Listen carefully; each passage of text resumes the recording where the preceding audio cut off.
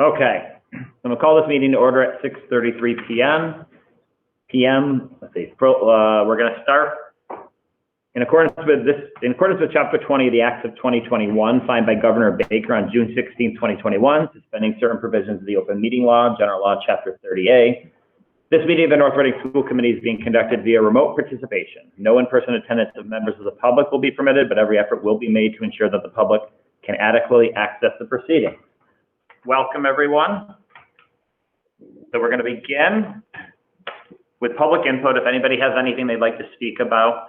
It's funny, Dr. Daly asked me about this earlier today. Like I always say, if it's not on the agenda, just to be very clear, if there's something on the agenda you want to speak about, we will let you speak at that time. So we're not telling you you can't speak about that. But if you have anything, anybody in the public wants to talk about something that's not on the agenda, please raise your hand or unmute. Hearing none, we will go to the student report, and then we will go to our special guests, the retirees. But we're going to start with Harris, if she's here. What? So unfortunately, our student reps are not able to be here. Oh, Harris is not able to be here. And I think it's officially summer in their calendar, so we'll probably work with them again in the fall. Great. Excellent. So now we will go to the retirees. I'm going to turn it over to Dr. Daly to present a little bit here. Thank you so much. So I'm very excited to have with us this evening members of our school community who are retiring, and we just want to thank them for their tremendous service to our district, and to share them with the full committee, an opportunity for you to give them some thanks and appreciation. They were given some gifts, some retirement gifts, and we were able to deliver those to them over the last few days of the school year. So Susan Haggerty, reading specialist at the Hood School. Charles Osgood, computer science teacher at the middle school. Wayne Shank, science teacher at the middle school. Jean Walsh, reading teacher at the middle school. Mary Staples, the administrative assistant at the high school. And Sharon Troya, food service associate at the middle and high school. So thank you, folks, for all of your service. It's really been a tremendous time working with you. I've worked closely with you. You know, Susan is a curriculum leader. You know, Wayne and I go way back to when I was assistant principal at the middle school, and working closely with Jean and Chip, and I was able to see Sharon today as well, and of course Mary, with all her great work, you know, in the high school office. So I think you all know how much you mean to me and how much you've meant to this district, and I'm just so glad that you're able to join us here tonight to hear the appreciation of our whole committee. So thank you, all the retirees. I hope we still give you gifts, even though you're not here. Usually we get to at least hand you something. So I hope we're still going to at least give you some gifts afterwards. I would just say, you know, I don't know what it is. I feel like every time my kid gets to a level, that's when the most people retire from that level. So my oldest got to the middle school this year, and it seems like the middle school has a mass exodus at this point in time. But you know, while I haven't gotten to know everybody here, I think one thing that we really love about this district are the teachers and the educators in this district. I mean, I think that's first and foremost above everything. That's what we care about here. I know from the school committee, we always talk about class size. We talk about getting teachers in the room and supporting them the best we can. And so very much appreciate all the years that everybody has given to our district, to our kids. So thank you all. You're here. Anybody else have any thoughts? And does any of our honorees have any thoughts too? Yes. Julie Kopke has raised her hand. Mrs. Kopke, would you like to speak?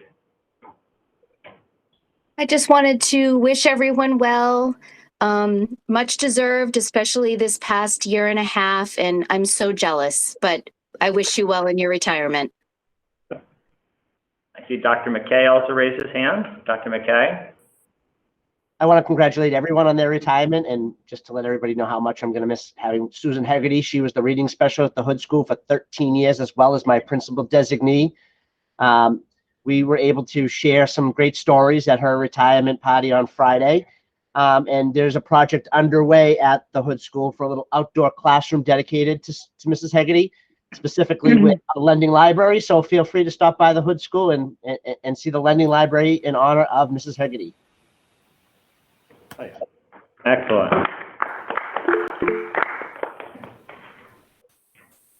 I just wanted to thank Patrick and Michael for coming over to the Hood School the other day and giving me that beautiful bowl with engraving on it, honoring my 25 years in North Reading. And I also want to acknowledge Glenn for everything that he did for me with the lending library and the reading corner outside, and just wonderful, wonderful tributes from all my colleagues. So I thank you from the bottom of my heart. Thank you. Wayne. Hi, I just wanted to say thank you to everybody, and it's been wonderful to be in North Reading for 21 years. And the building that I've worked in, it's the greatest bunch of people that I've ever worked with in my life. They really are. And some of them I've worked with for over 20 years, and some of them I'm fortunate enough to call my close friends. And that's the best measuring stick for anything anyway. And between North Reading and a dozen years and more in engineering before that, it's been a great ride. And I thank everybody for everything, that all their well wishes the last couple of weeks. And I will miss everybody. And it's been great to work in North Reading. It's been an honor and a privilege to work in such a great community with everybody. North Reading is the only professional place I've worked as a teacher, and it's been awesome. So thank you all. Thank you, sir. Hi, this is Mary Staples from the high school, and I just wanted to say that coming to school every day has always been interesting, something new, never boring. And in the last couple of years, the administration has been nothing less than amazing, through this pandemic challenge. And I've also been so impressed at how you've handled the changes and adjusted to a totally different way of doing your job. And it's been a great run. And thank you so much for all of your well wishes. Thank you, Mary. Jean? Yes, I just wanted to say I will treasure the years at North Reading. I started teaching in 1977 before computers. So here we are going out with remote learning, which is absolutely amazing to me.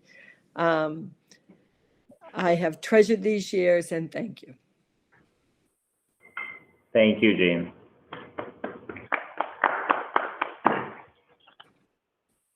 Okay. Well, this is usually where we get to take photos and give you the bowls, but apparently we don't get to do it tonight. So. Quick, let me take a snapshot of the. No, we really appreciate all your time, guys, and you always have a home here, and thank you very much. Thank you. And thank you for your nice gift, and Patrick for coming and giving it to us individually. We posted a whole bunch. As well, thank you. Posted what? We posted substitute positions for next year. Oh, good point. Point. Building sub if you want to be here. My plan Okay. right now is to have no plan. Yeah, no plans is good. Excellent. That is correct. Thank you, everyone. Okay. Thank you, you all. everyone. Thank you. Okay. Now, I guess that's a good segue to, we do want to keep some teachers in the district still. So the next thing is the NREA contract. I guess I'll very quickly say that this was a very, very, very easy process. I give a lot of thanks to the people that negotiated this contract, in particular, Dr. Daly, Peter Kane, Shelley Kerrigan, Liam, who was our attorney on our side, made this process a very, very easy process.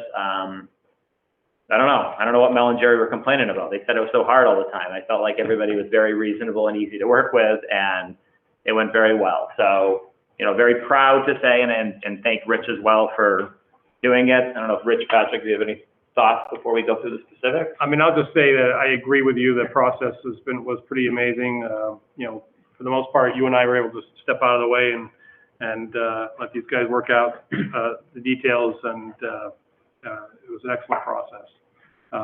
It's been amazing the way these negotiations via remote hookup have been so smooth. So not just that negotiation, but other contracts and the last summer's work as well. It's probably the biggest fight in our. No, it went really well, so appreciate all the work. So after the negotiations, we were able to agree to a 3-year contract, which will begin July 1st, 2021, just in the nick of time, and extend through June 30th, 2024. Cost of living adjustments will be 3%, 2.5%, 2.5% for the next 3 years. Some other highlights: a revised curriculum leadership stipend schedule will be instituted to provide greater equity across all 3 levels. Adjustments were made to the language to adjust for the start time changes at all levels. Updates were made to language for part-time educators and those working at multiple schools. And those are just some of the highlights, but you know, I think overall it was a very collaborative effort, and which was nice because when somebody brought up an issue, it seemed like the other side realized it was an issue that needed to be addressed as well. And so we kind of worked together to come to something that made sense for everybody. And so, and all the administrators that were on there, all the teachers that were part of the negotiation just made it very easy. So I thank everybody for that. And if there's no other comments, I think we need to, and I know at the executive, we've talked about the financial piece along the way. So we've kind of been in agreement about that, but we would like to have a vote to approve the NREA contract for July 1st, 2021 through June 30th, 2024. I will move that the committee vote to approve the contract with the NREA that runs from July 1st, 2021 through June 30th, 2024. I'll second. Okay, any comments, any discussion? Okay. I guess, well, yes, we're still remote, so I guess I'll do a roll call vote. Rich? Aye. Chris? Aye. Diana? Aye. Janine? Aye. And I'm a very enthusiastic aye as well. So passes 5-0. Thank you very much, everybody, for all the hard work. Congratulations. And thank you, Mr. Buckley and Mr. McGowan, for representing us. Thank you very much. It was an honor. Big bucks. Oh, yeah. An honor to talk to the teachers and Yep. see what they do. And Absolutely. And as somebody that's not an educator, it's nice to kind of see some of the issues that are being discussed and how everybody wants to work together to try to find solutions that, you know, better the district and make it so there's no ambiguity in what people should be doing. So very much appreciate it. Yep. So thank you all. And Can I bring up another item? Yeah. Dr. Daly? Something that's just come up due to COVID, as we know, the athletic schedules are very different this year. And there were some, adjustments made to the seasons and the length of the season. And what's come to our attention is that the contract calls for a 5%, I believe, is it 5% per week? 5% per week. Yeah. For participation in postseason play for coaches. And so we believe that there was some miscommunication through this process because the seasons were already short, but everyone got paid 100%, and we felt that they were all inclusive of postseason play. But it's been brought to our attention that certainly that is not the NREA's understanding, and that there would be an expectation of postseason play. The good news is we have several teams that are competing far into the spring. Michael, you did a little more research today to find out that there's a couple of teams that are still playing right now. Yeah, I believe there's maybe all but maybe one team that is up until this weekend is still competing. I think there was a few teams competing this evening, and then the team competing as far as this weekend, based on how the games go and this week.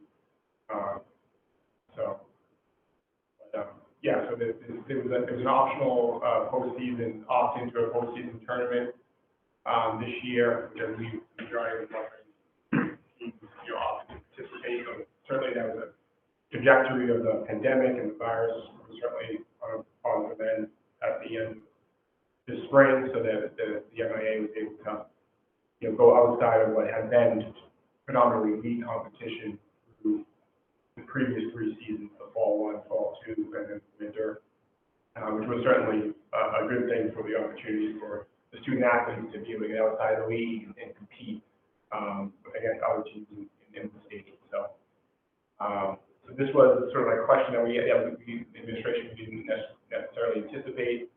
The season length this year, in terms of certainly the weeks, because of the later start of the fall one season, and then the need to shift those 4 sports into the fall too, and I know other sports that didn't go in the winter also got shifted into the fall too.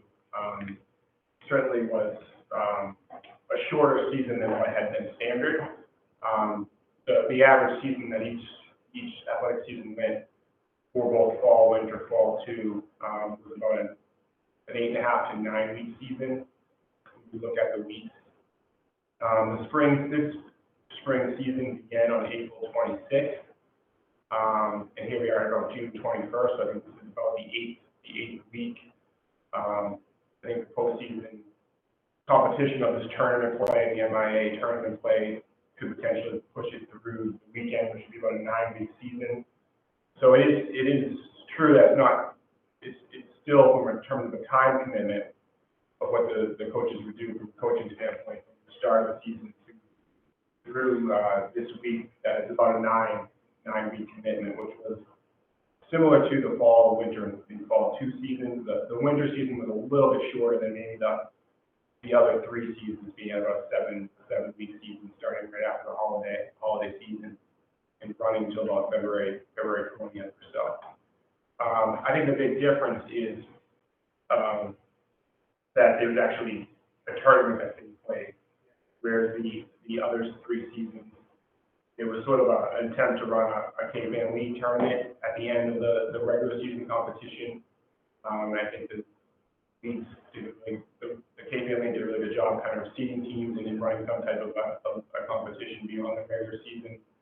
It's just about all 3 previous seasons, and then this spring, predominantly because of the trajectory of the virus, the NEA felt comfortable offering that opt-in postseason competition. So it's sort of that led to the question of does that constitute postseason compensation, and should this week be the additional 5% of their each coach's standing stipend additional pay. So I think that's the kind of the question I began with. I think that's what we're kind of like to kind of discuss tonight. A typical season, should everything have been kind of standard without dates being shifted around, would run about 12 weeks or so, depending on the sport. But you're at least looking at about a 10-week regular season. Some of the sports go a little bit longer, like football in the fall, or certainly close to that 12-week season before you would get into a postseason compensation situation. So we're certainly not quite at that 10 to 12 week range, which we would think would be the typical regular season compensation under a standard season. So nothing was obviously standard or typical this year. So we kind of want to pose that question. We certainly want to do what's right for all. And I think the most important thing is that the students had opportunity to compete, and that was the focus from day one.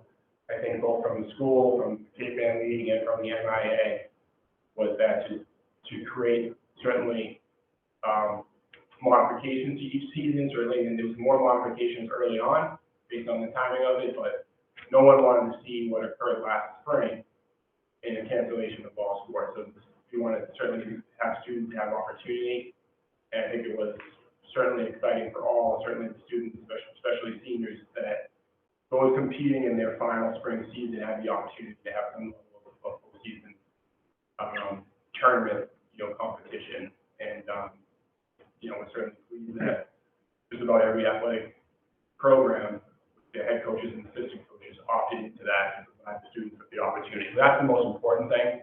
That we just wanted to pose a question, because we haven't dealt with this, obviously. It's kind of new territory. Does it constitute warranting the additional postseason compensation per the NREA contract agreement. So I personally am not, I don't feel strongly either way on this one, but I have a few questions just to kind of clarify. Number one, the 3 earlier seasons, there was a tournament, a Cal League tournament afterward. Were those coaches paid additional for those, or was that part of their?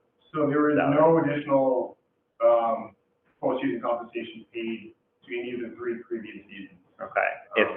If we paid for this one, would we then have to pay for those other 3 as well? So Or do we think that it's distinctively different, that it's not a Cal League tournament? I think the difference comes into the fact that this is technically, tournament play, when against other towns outside of the Cape Ann League, other towns throughout the state. Whereas the previous seasons, it was pretty much a fixed week. You knew the season was going to start on September 18th and end November 20th, and start on January 4th and end February 20th. And you knew it was still a lot of uncertainty even within those weeks, but everything had gone well and there wasn't a lot of interruption due to post-contacting and everything else, that there was going to be an attempt to run through the last 2 weeks after about a 6 to 7 week regular season of in-league competition to see some teams and run a tournament. But the season was fixed. You knew when it was starting and ending. And it was just. So that's a big difference, yeah. Just off between the 8 and 9 weeks. And what's the total cost we're talking about here?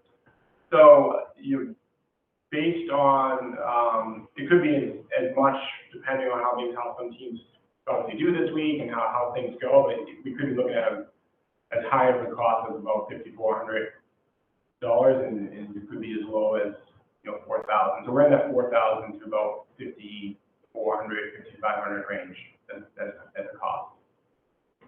So again, I think the season, when you look at it just from a straight week, take aside what might have been league competition, Cape Ann League, tournament competition, state tournament competition, is not, even with this full week involved, going until, let's say, Monday, June 28th, is not too different from a time commitment standpoint. It's just a level of competition or the state, what's the state tournament and what's not state tournament is what's unique or different.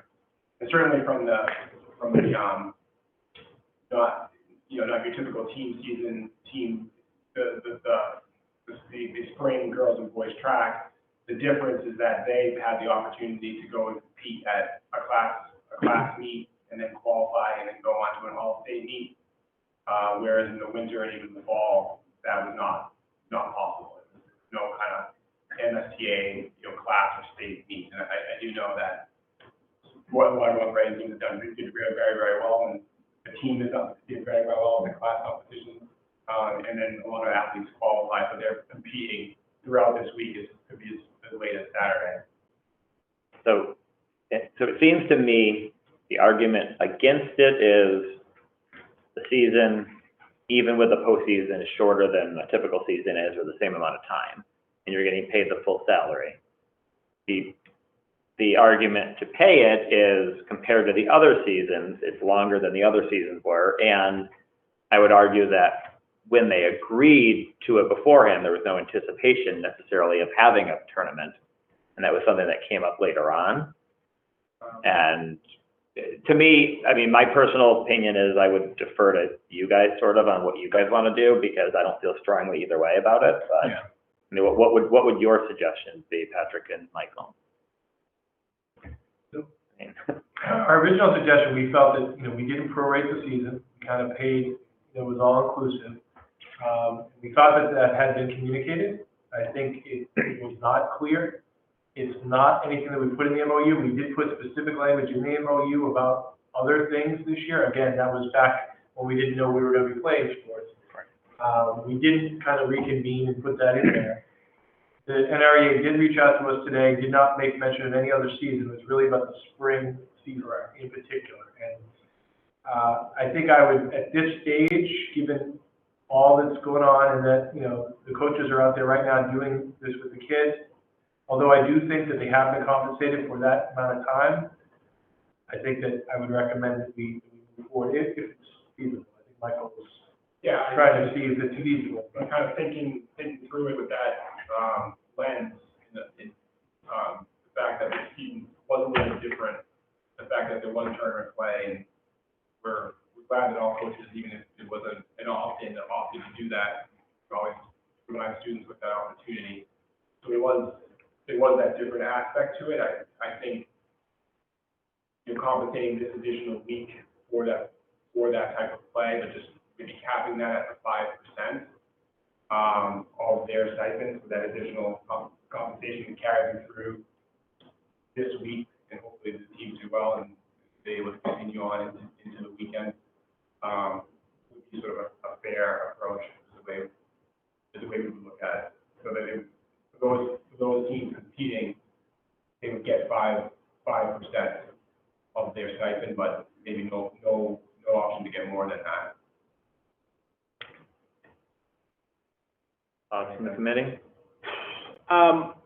I see the logic of what you're saying, and then, you know, obviously, I don't think any of us have seen any of the numbers, so feasibility is entirely up to what you tell us that it is, in terms of how much money there is. But although that seems like a fair compromise, if the idea at the root is that there was a misunderstanding and they had reason to believe that they would be entitled to tournament pay at the end of the season, then it seems unfair if we agree with that logic to then not only pay 1 week, and then if they make it to 2 more weeks, not pay that.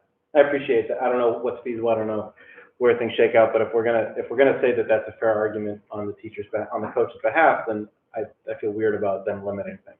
Well, the argument also could be if the contract typically provides for it, and the MOU changes the contract, and it wasn't clearly changed, Right.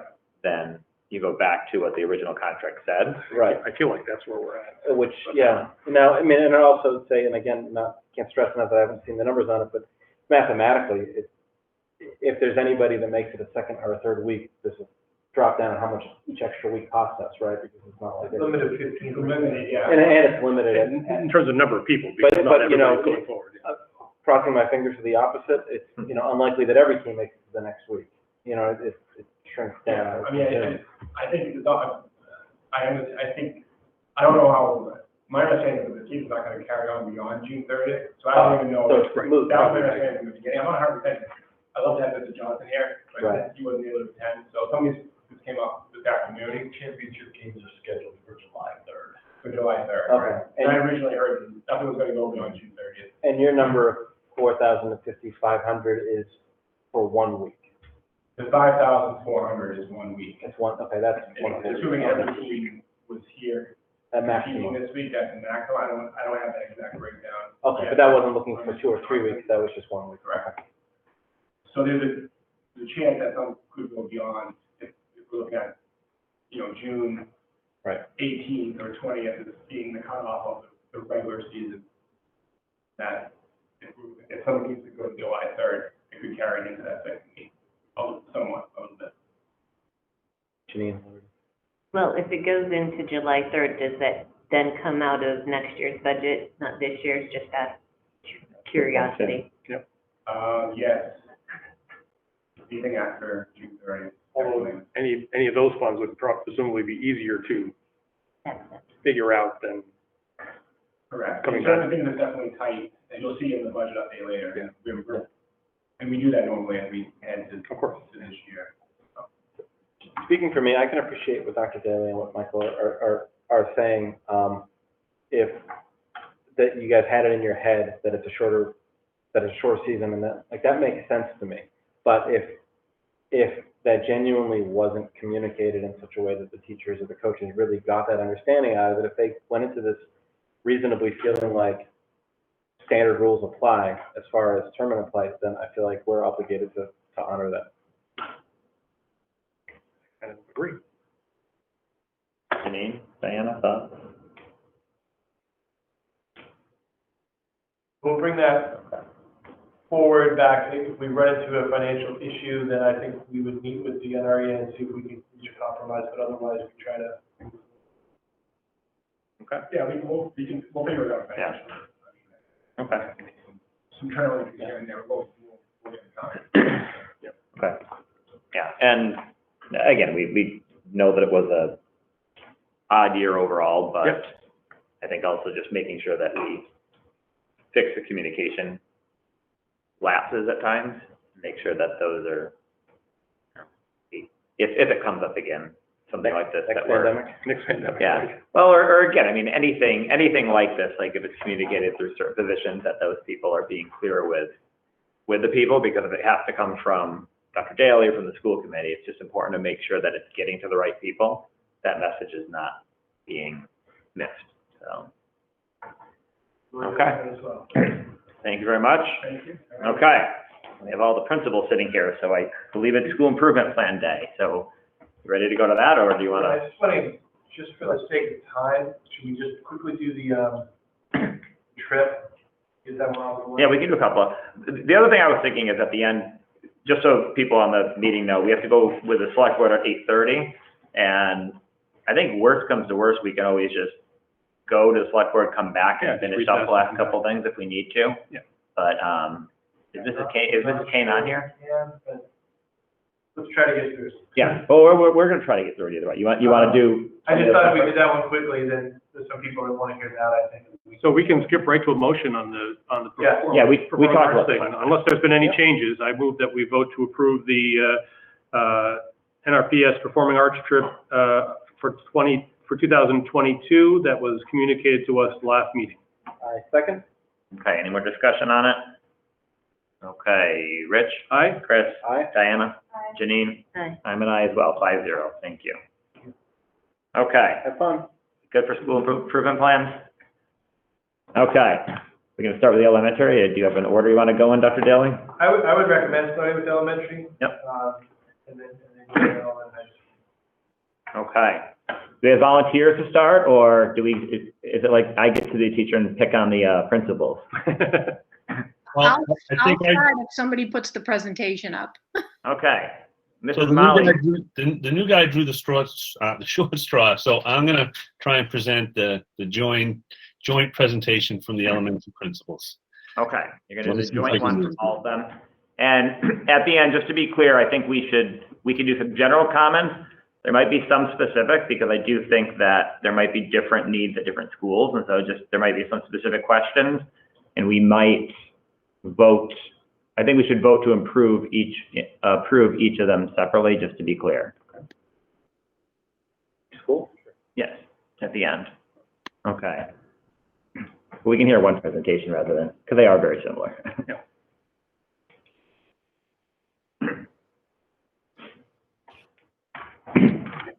Great, I got all that. We're done. We're done. Any questions? Motion to approve. And Rich, that was backwards, so that's even more, that's great. I do better backwards, That's how you actually. think. Well, thanks, everybody. We're excited to be here. It's really hard to believe that a year has gone by since we presented our last school improvement plan to you, and what a year it's been. Before we get into the nuts and bolts of the 3 plans, I'd like to extend my sincerest appreciation to the school committee and to Dr. Daly, Mike Conley, Sean Colleen, for all of the support we got this year. You know, in the good times and the bad times, when we were really struggling at times, we knew that that people had our backs, and that, you know, we appreciate that more than you know. So thank you for that. Thank you for always being there for us and supporting everything we do. We appreciate it. Tonight, Dr. McKay and Mr. Maloney and I will be presenting our school improvement plans. They are similar but different. We've tried to incorporate a little bit more data this year, and tried to make things a little bit more visual. And I think, if I'm not mistaken, I think you are in receipt of our full school improvement plans. I think Dr. Daly probably, I'm hoping, has given those to you in advance. So if you have any questions, you can certainly ask us at the end of the presentation. So on our cover, you see some recent pictures. the three schools, although I think Mr. Maloney wanted to keep Mr. Colleen in the Batchelder picture because he felt as though he was a big part of the Batchelder school this year. The picture from the little school is the graduating, the 5th grade graduating class, the drone photo that we had taken. And Dr. McKay, I'm not sure, I see Officer Lucci there, so maybe you can explain what that picture is on the cover. That's a picture of a citizenship award being given to a student who was safe, responsible, and respectful in a very difficult time. He did a great job, and I wanted to that was one of those highlights of the year for us. So Officer Lucci came, and we met, we gave him a little certificate, and I thought it was a great little picture at the front of the school, and I love the tree in the background. And then I'll share a little bit about the picture that I put on the opening slide for mine as well. Great. Mr. Maloney, there you go. So at the little school, I'd like to reach out. I think one of my members is actually on tonight. I think I saw her log on. So I'd like to thank the school council members, Linda Emery, Kerry Fleck, Katie Gabriello, Christopher Tatro. And once again, I was so close to having a community representative, but it just didn't work out in the final hour last fall. So I'm already searching for my community rep for this coming year. I'm hoping to have a little bit more success with it this year than I have had in the last 2 years. So next, Mr. Maloney. Some of the highlights for the little school this past year, many of them you are very aware of, but just to recap, you'll be seeing our end of the year iReady results. As you recall, we did not have MCAS data last year, so we opted to go with iReady data to measure student progress and growth. So we are happy to show you a tremendous amount of student growth in spite of the hybrid learning model. We had some conversations at the faculty level about why we thought the numbers looked as good as they did, because we were pretty fearful of what the numbers were going to look like. And it was an interesting conversation because the teachers felt as though, you know, having less kids in the classroom, obviously half the time. And also an interesting suggestion was that we had very few interruptions this year, no real field trips, less enrichment programs, you know, less instrumental music, kids getting pulled out for instrumental music and chorus and things like that. So there was actually, the teachers felt they actually had more more uninterrupted teaching time in the classroom because there were less interruptions. So I thought that was an interesting take.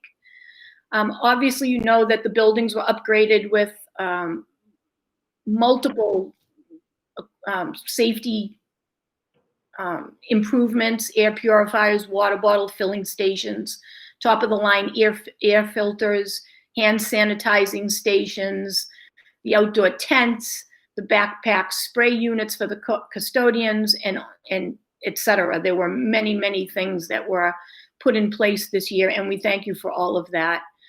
Our wonderful PTO purchased indoor recess kits for every student in the school, pre-K to grade 5.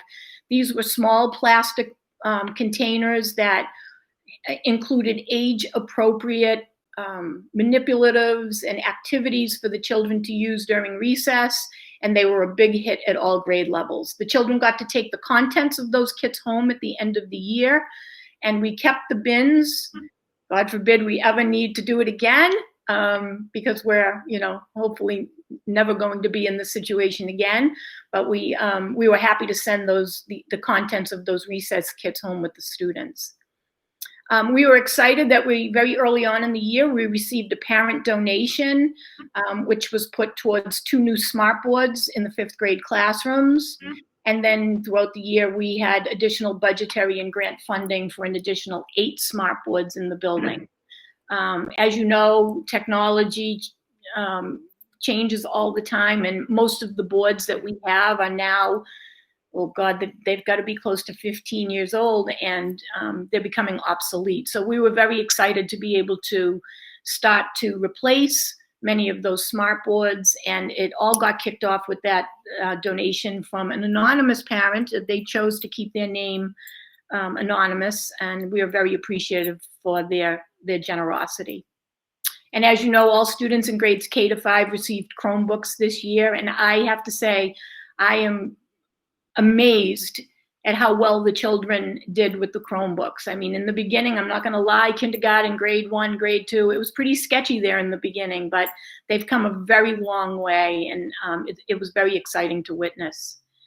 And lastly, we were actually proud of the fact that we began pool testing in late February, and we had an extremely high, what we felt and what the nurses felt was a very high participation rate.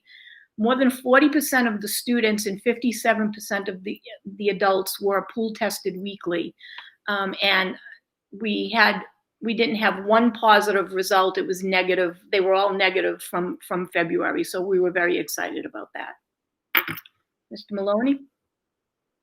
So for the three elementary schools, and I included this at the front of the presentation, we could have actually put this at the batch or at the hood, but our goals this year were using iReady as our data collection tool, and in the areas of ELA and math, our goal was to have 80% of our students in Tier 1. Tier 1 is on or above grade level.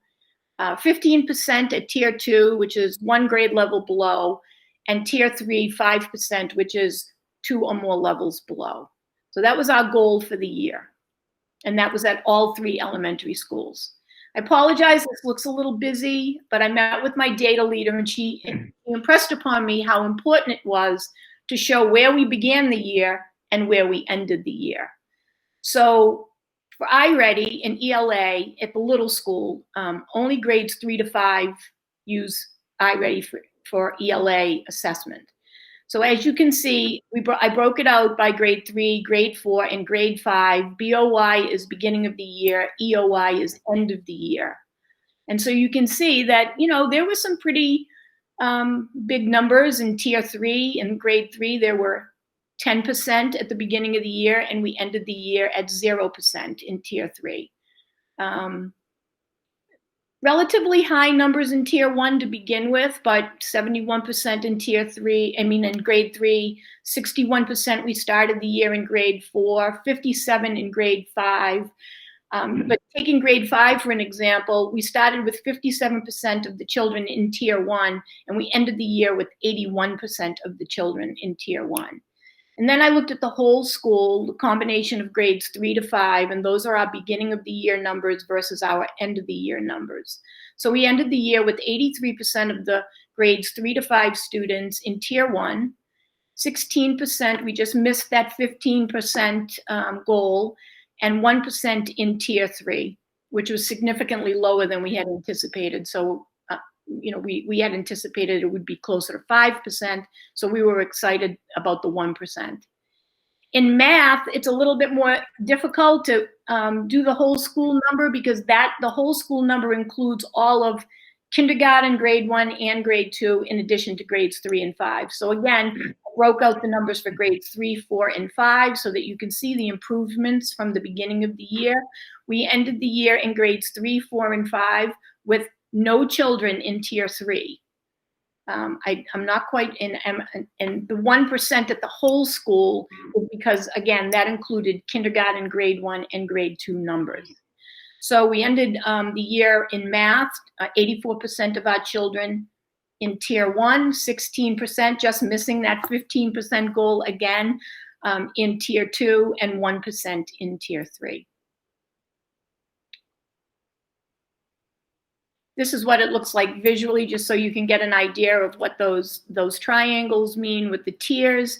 It's the same information you just saw, 83%, 16%, and 1% in Tier 3 for ELA, and very similar numbers for math, K to 5, 84% in Tier 1, 16% in Tier 2, and 1% in Tier 3.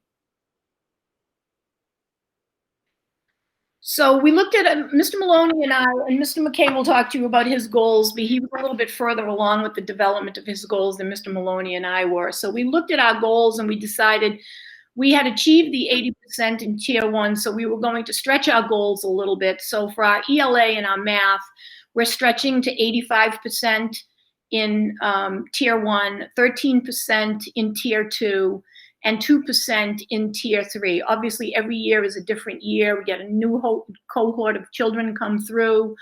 And we felt in a more traditional year, we wanted to, I was toying with the idea of even pushing it a little bit further, but with not knowing what this next traditional year will look like, I thought that going to 85% for Tier 1 and the following numbers were appropriate. The third goal, those are the first two goals, teaching and learning for ELA and math. The third goal is management and operations. So we wanted to make our goals a little bit more measurable. And, you know, the teaching and learning goals are easily measurable because we have assessments to measure and we can do the data and all of that. For the next three goals, we decided that the best way for us to measure success and growth would be through surveys. So for our management and operation goal, we're going to improve the percentage of students reporting that the school is emotionally and physically safe and conducive to learning. This will involve a survey, a student survey that looks at social emotional learning and you know, their perspective on if the school is physically safe and so forth. So that target will be 80%. That children are feeling that, you know, that the environment is emotionally, physically safe and conducive to learning. Goal number 4 for family and community engagement. We'd like to improve the percentage of parents and guardians and or other family members reporting that they engage in regular two-way meaningful communication about student learning with teachers and other school staff. I think we do a very nice job of communicating. I know myself, I sent a weekly email out every Sunday. I send monthly calendars. I, you know, would send periodic emails when they needed to go out. We use Twitter as a mode of communication, but I think we looked at maybe improving the two-way communication, and some of that will include, you know, maybe having monthly or bi-monthly coffee hours or virtual meetings with families to talk about important issues going on or to answer questions that parents and guardians may have. So again, this will be measured by a parent or family survey, most likely one in the fall to give a baseline and then another one in the spring. And then our professional culture goal will be to build cultural competency across all faculty and staff, working to identify, explore, and increase the understanding of what cultural competency means in the school environment, and to support a positive school climate and culture. This will be measured by a staff survey. So that'll be done also in the fall and the spring. And some of the focus areas in a nutshell for the coming year is I'd like to reduce by the end of the year the number of students in Tier 2 for ELA and math while increasing the numbers of students in Tier 1. We'll use data-driven decisions to guide support and interventions to support student learning and to measure progress. And this includes looking at regression due to COVID and or this typical summer regression.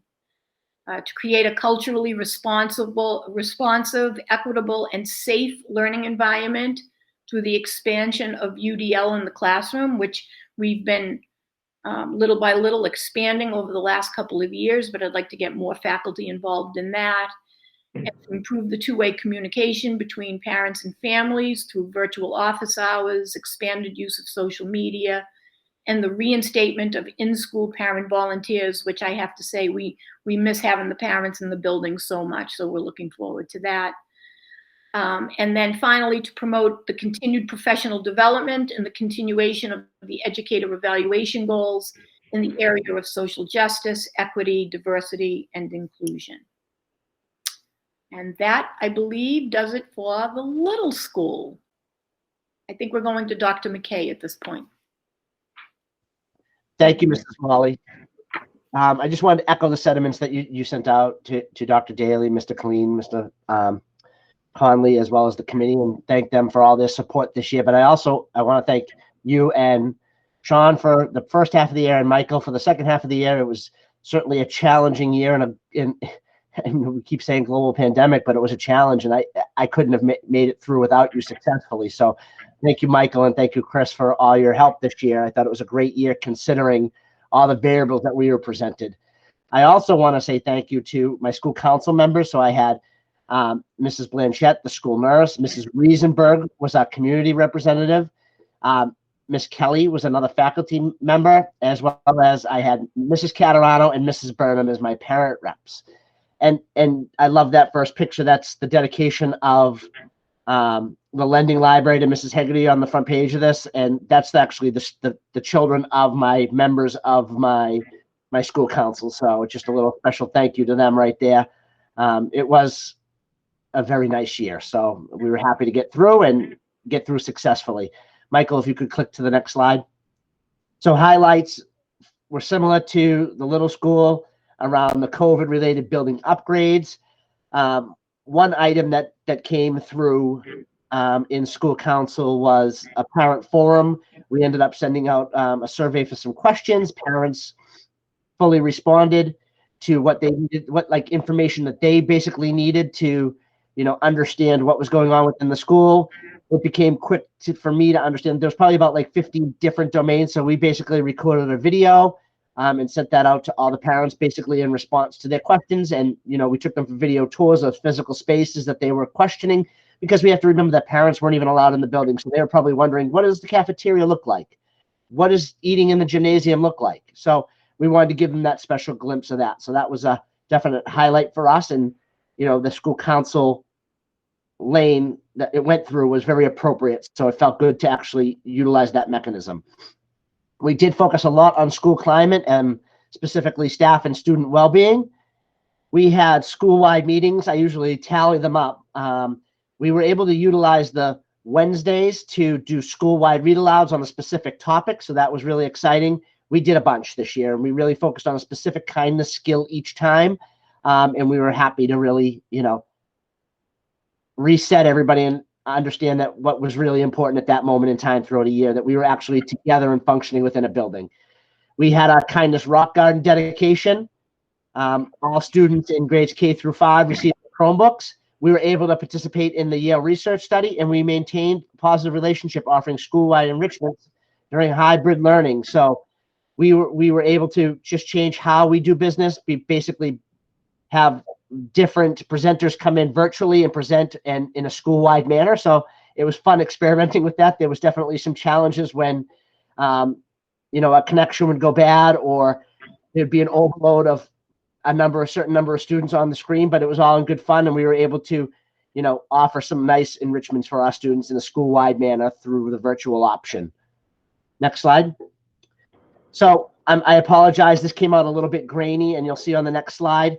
Basically, this relates to that goal number 1, where we want 80% of our students in tier 1, 15% of our students in tier 2, and 5% in that tier 3. For us at the Hood School, for tier 1, across ELA and math in grades 3, 4, and 5, 3 out of 6 categories met that tier 1 category. So grade 4 math met that. Grade 5 missed that by 1%. They're at 79 in math. And grade 3, we have to really focus on some grade 3 math and move those students. We had a very high number in tier 2 that we really need to move to that tier 1. In ELA, grades 3 and 5 met that goal, and in grade 4 we did not. So we definitely have some work, but then we were able to reflect and say, okay, we were in a pandemic year, and we're pretty close on all categories. And the beautiful thing about iReady is that it gives us an opportunity to really dissect that data and see where our growth opportunities are. So for us, we still have that global overall struggle where we need to focus specifically on geometry. Next slide. So overall placement for the whole school, we were excited to say that in grades 3 through 5 in reading, 80% of our students are in tier 1 when it's all combined. So this is a combined score, 17% in tier 2, and then at risk is tier 3, and that's 4% for reading. Next slide. And then the math. So this is where our little struggle continues to be, is that tier 1 is at 70%, that tier 2 is at 26%, and then we maintain that 4% at tier 3. So it's how do we really analyze the data? it appears to me, just really spending some time with the data leader, that's geometry, and move children from that tier 2 to that tier 1 score.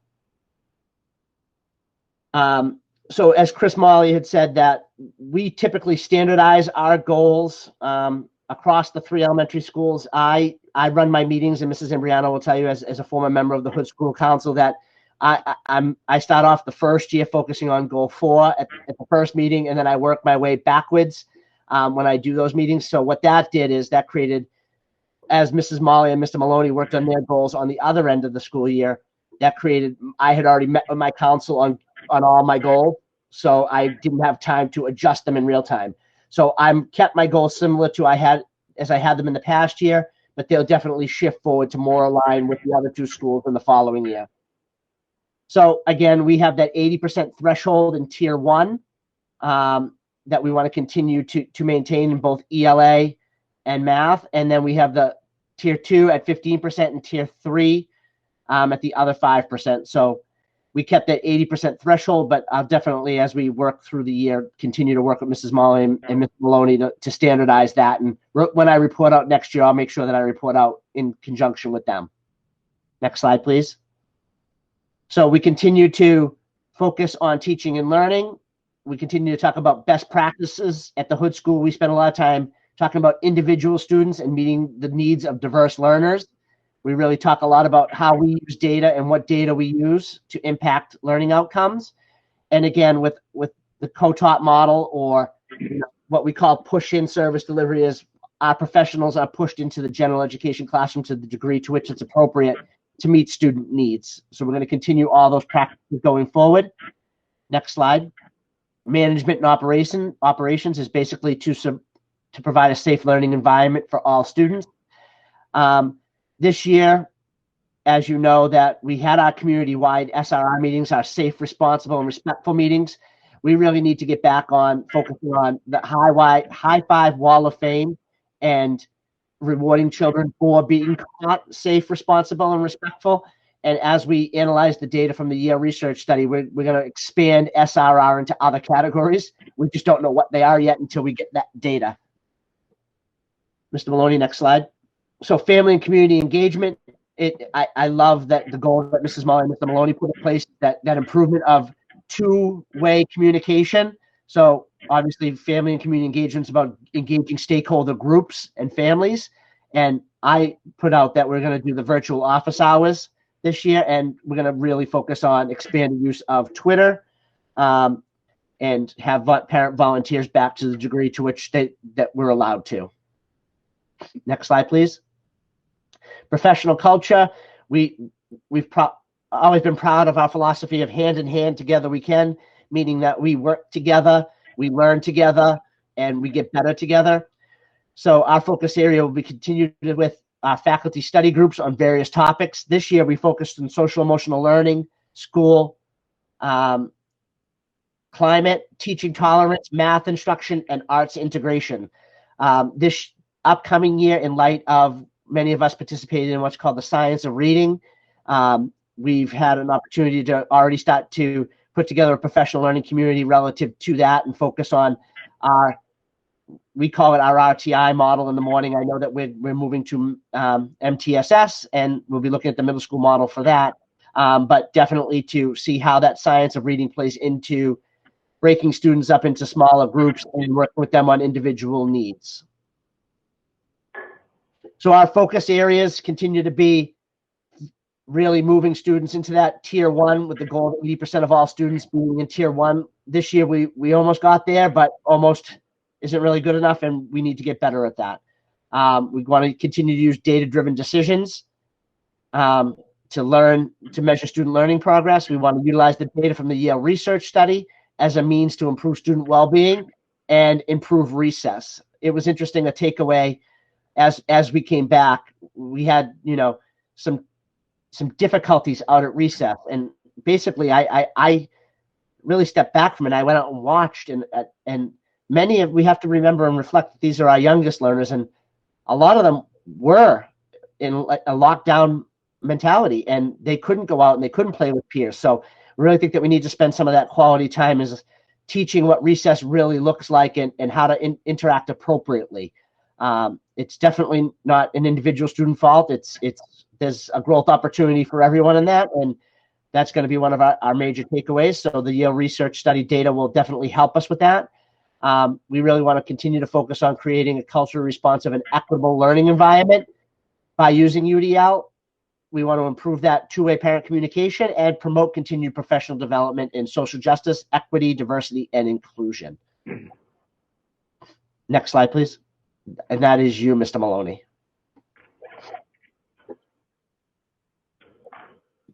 Thank you, Dr. McKay. First of all, I'd like to also say thank you to the school committee for your time tonight to present the school improvement plan. This is my first crack at this, so please bear with me and be patient and kind. I'd like to thank Patrick for the opportunity to be the principal at the Batchelor School, and also the school committee for agreeing with him. Michael Conley, all my questions about all things budget and finance, where Kathy used to take care of all that stuff with you. Now I have to learn how to do that. And with all the budget requests that I have for next school year, you might see my name on your phone quite a bit coming up.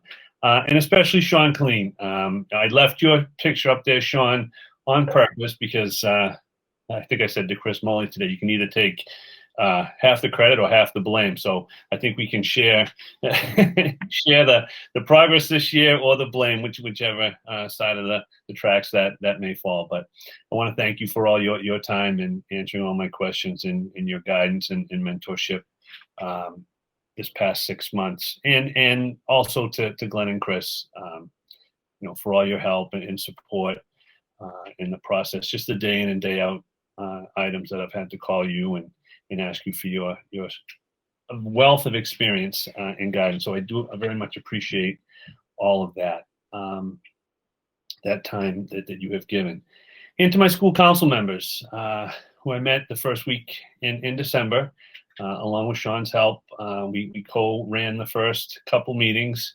And I'd like to say a special thank you to Kate Arnese, who's the parent representative, Catherine Fay, who is second grade teacher, faculty representative, Carrie Eichman, who was new this year to the school council for her help and support. Marianne Late was our community rep, and Sandra O'Connell was my other faculty representative. So I want to thank them for their time and giving me the time to adjust to that learning curve, being a part of the middle school council at times, but not really having had to run it. So I appreciate their flexibility with me and my learning curve in running this process. So thank you.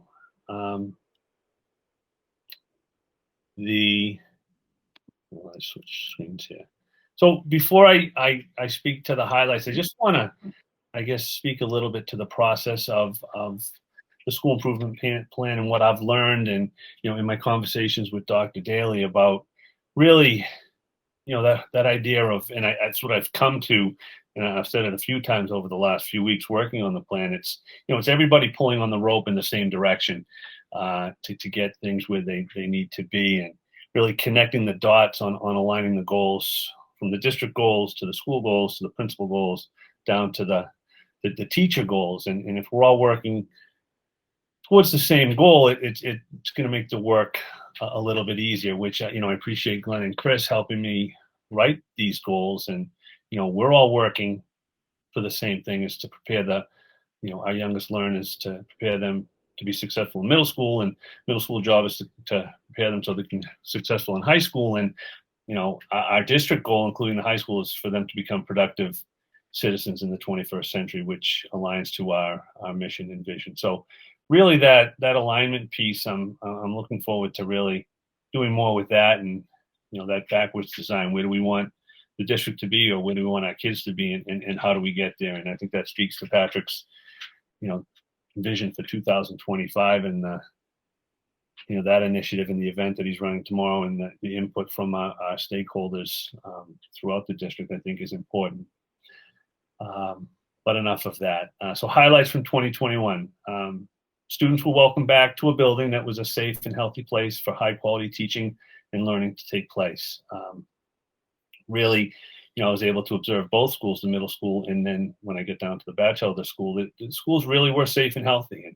And, Chris spoke to the pool testing, and I think our number was anywhere between 105 to 115 faculty and staff tested on Monday mornings. And, with Miss Resker and Miss Steele helping, we really got through that, and the kids were great. And, happy to report that we also didn't have any positive cases as a result of pool testing. So that was really a highlight. You'll see in the data just shortly that, 90% of our students in grades 2 through 5 scored in Tier 1, which is on or above grade level. We had only 8% of students in Tier 2, and only 2% of our students scored in Tier 3 based on end of year ELA literacy and iReady data. So I guess that's some of the credit, Sean, that you're going to share on that. So, but really all the credit goes to the educators in the building and across the district. It's really impressive what the data does show, the work that they did, starting, I guess, back in March of 2020 seems like a really long time, but the mid-year data looked okay, but the end of the year data looked great, and we're really looking forward to what those MCAS scores hopefully positively will show us. In math, which is K through 5, we had 88% of the students score in Tier 1, 11% in Tier 2, and only 1% of students scoring in that Tier 3. The district, I was really impressed with the UDL and the social emotional initiatives at the batch. Very involved, very engaged teachers that, we had Emily Pat come in and present. It's more of like a share out of the work that our faculty did this year on UDL and, some work products. I think it's our presentation to the school committee. We had some of the same teachers show the student work from the UDL initiative and really that social emotional piece where students felt safe and felt connected to the school, whether they were in the building or at home. So really impressed with that, and it's really a highlight from the building. And lastly, the entire school community warmly welcomed the new principal on December 1st and supported that transition with all of the help, guidance, and the patience that was necessary. And I really do need to thank, and I've said this in person, and I'd like to say it publicly now, thank all the students, the teachers, the staff at the Batchelder School for being so welcoming and kind and patient, with that transition. And it's really been a joy of mine, since December, how warmly welcomed I was at the batch, and really being a part of the success of the building that Sean built, and hopefully continue that success moving forward. So those were the highlights. So looking at the performance based on the 2021 goals. So in reading. And at the Batchelder School, we include the second graders in our reading. And I'm not sure if you can see the shadowed out part really well, but it shows that window 1 shows our beginning of the year scores.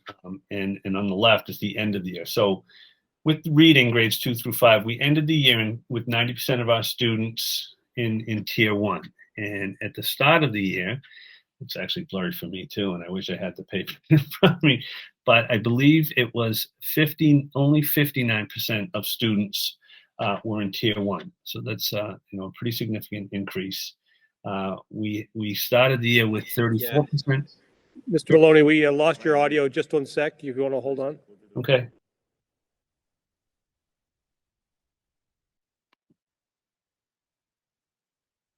Can you hear me now? Okay.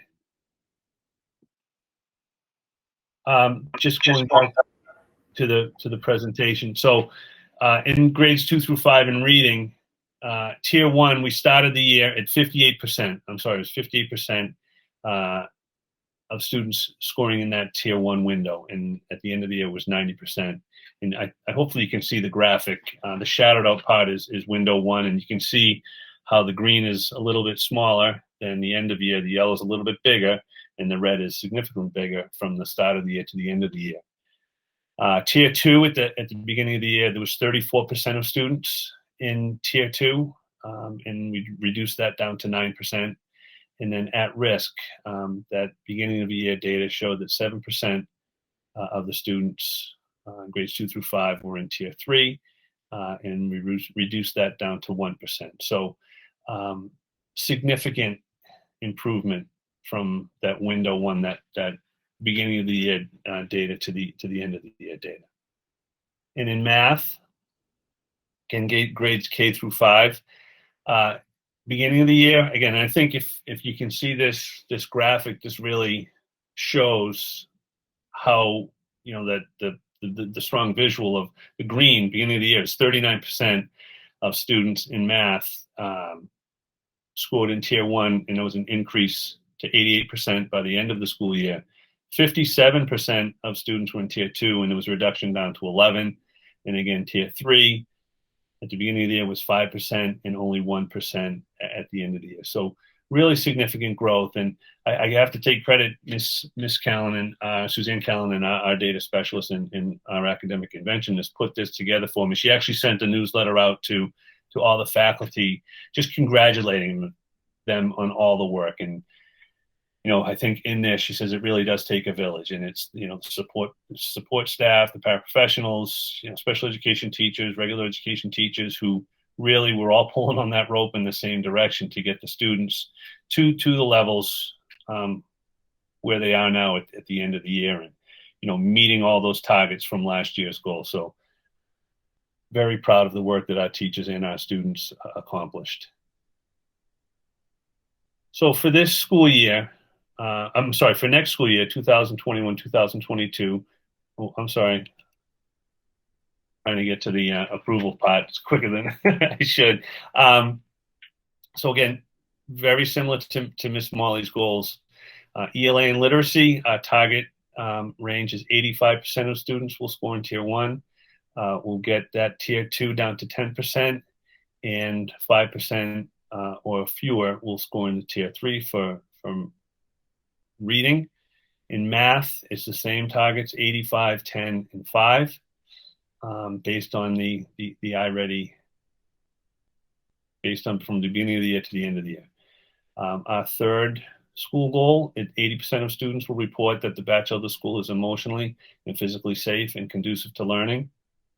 80% of parents, guardians, and or other family members will report that they have an opportunity to participate in regular two-way meaningful communication about student learning with teachers and other school staff. And I know Ms. Molly talked about, parents with coffee hours and virtual presentations and those types of things, but something specific that we did talk about, we talked about sharing student data and using student data. And we talked about specifically iReady scores and, the difference between the beginning of the year scores, mid-year scores, and end of year scores. And iReady, as you may or may not know, it's assessing whether or not students are on or above or below grade level. And if, sharing student data, if we sent those scores home at the beginning of the year without any explanation or opportunity for two-way communication, and a parent saw that their student was scoring, 1 grade below where they should be, without any explanation, yes, you can give them a handout on how to read the data, but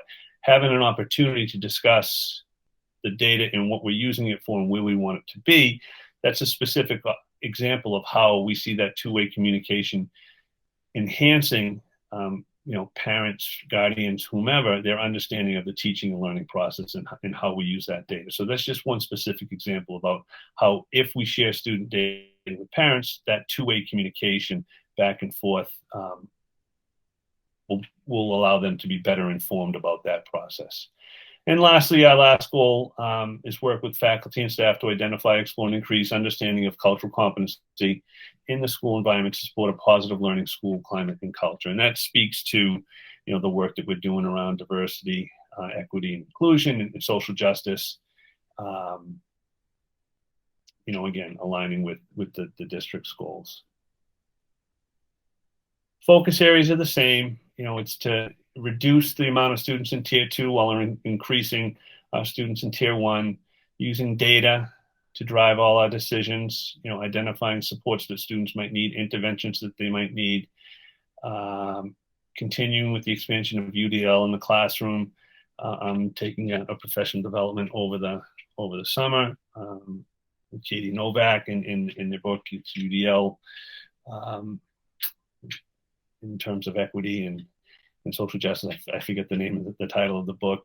Improving that two-way communication with parents and continued professional development of all educators around social justice, equity, diversity, and inclusion. So I think that's it. I hope I did all right in my first crack at this. I'll have to call Kathy O'Connell later to get the real truth. So, but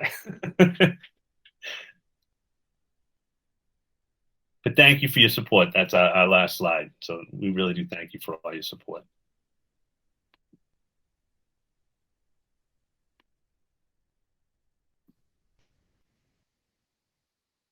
Scott, you're on mute, Scott.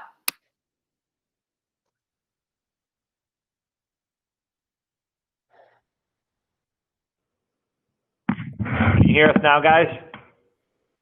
Yes. Okay. Sorry, the speakerphone went out in the middle of that presentation, so we had to re-call in. So thank you very much, everybody, for presenting. So did the committee have any comments, general or specific?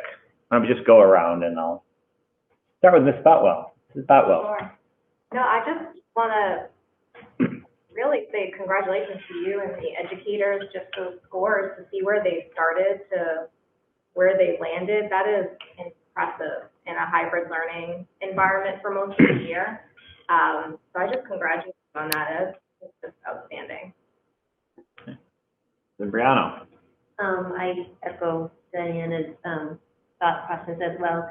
And I just want to say thank you for, collaborating and working together so that it's unified as it comes across. It was very easy to follow along what your goals were, how you achieved them, what your future goals are, and things of that nature. So thank you. Mr. Pavadisio. Skipping to me. Yeah, I thought it was a clear presentation. I appreciated the information on it. And I would like to say just, this was something I noticed with the, with the little school data. When you've got 80, what was it, like 86%, 16%, and 1%, right, for the breakdown, that's not just missing the middle, that's exceeding the goal, right? That means that even though you want a 15% at tier 2, having so little in tier 1, just for people that are kind of casually watching, like that wasn't a near miss, that was exceeding with room to spare. And I think it speaks to the phenomenal improvement and effort put in by you guys, the administrators, and all the teachers who, as your data shows, really made up for some of the lost time at the end of last school year by leaps and bounds and got kids caught up and on a great path forward. So thank you. Mr. McGowan. I would certainly echo all those comments, and I'll just give Mrs. Gabriello, you are representing all members of school councils here tonight. So thank you, and every parent who was on a school council. It's been one of my. It's always been. It's something. Somehow, it's how I started getting involved in schools. So it's always been of an interest to me. But so thank you, and all parents who participate. I think the data is great. Partly because it's the kind of thing that a coach like Bill Belichick loves. There's good news, but and this kind of data always gives you stuff to work with.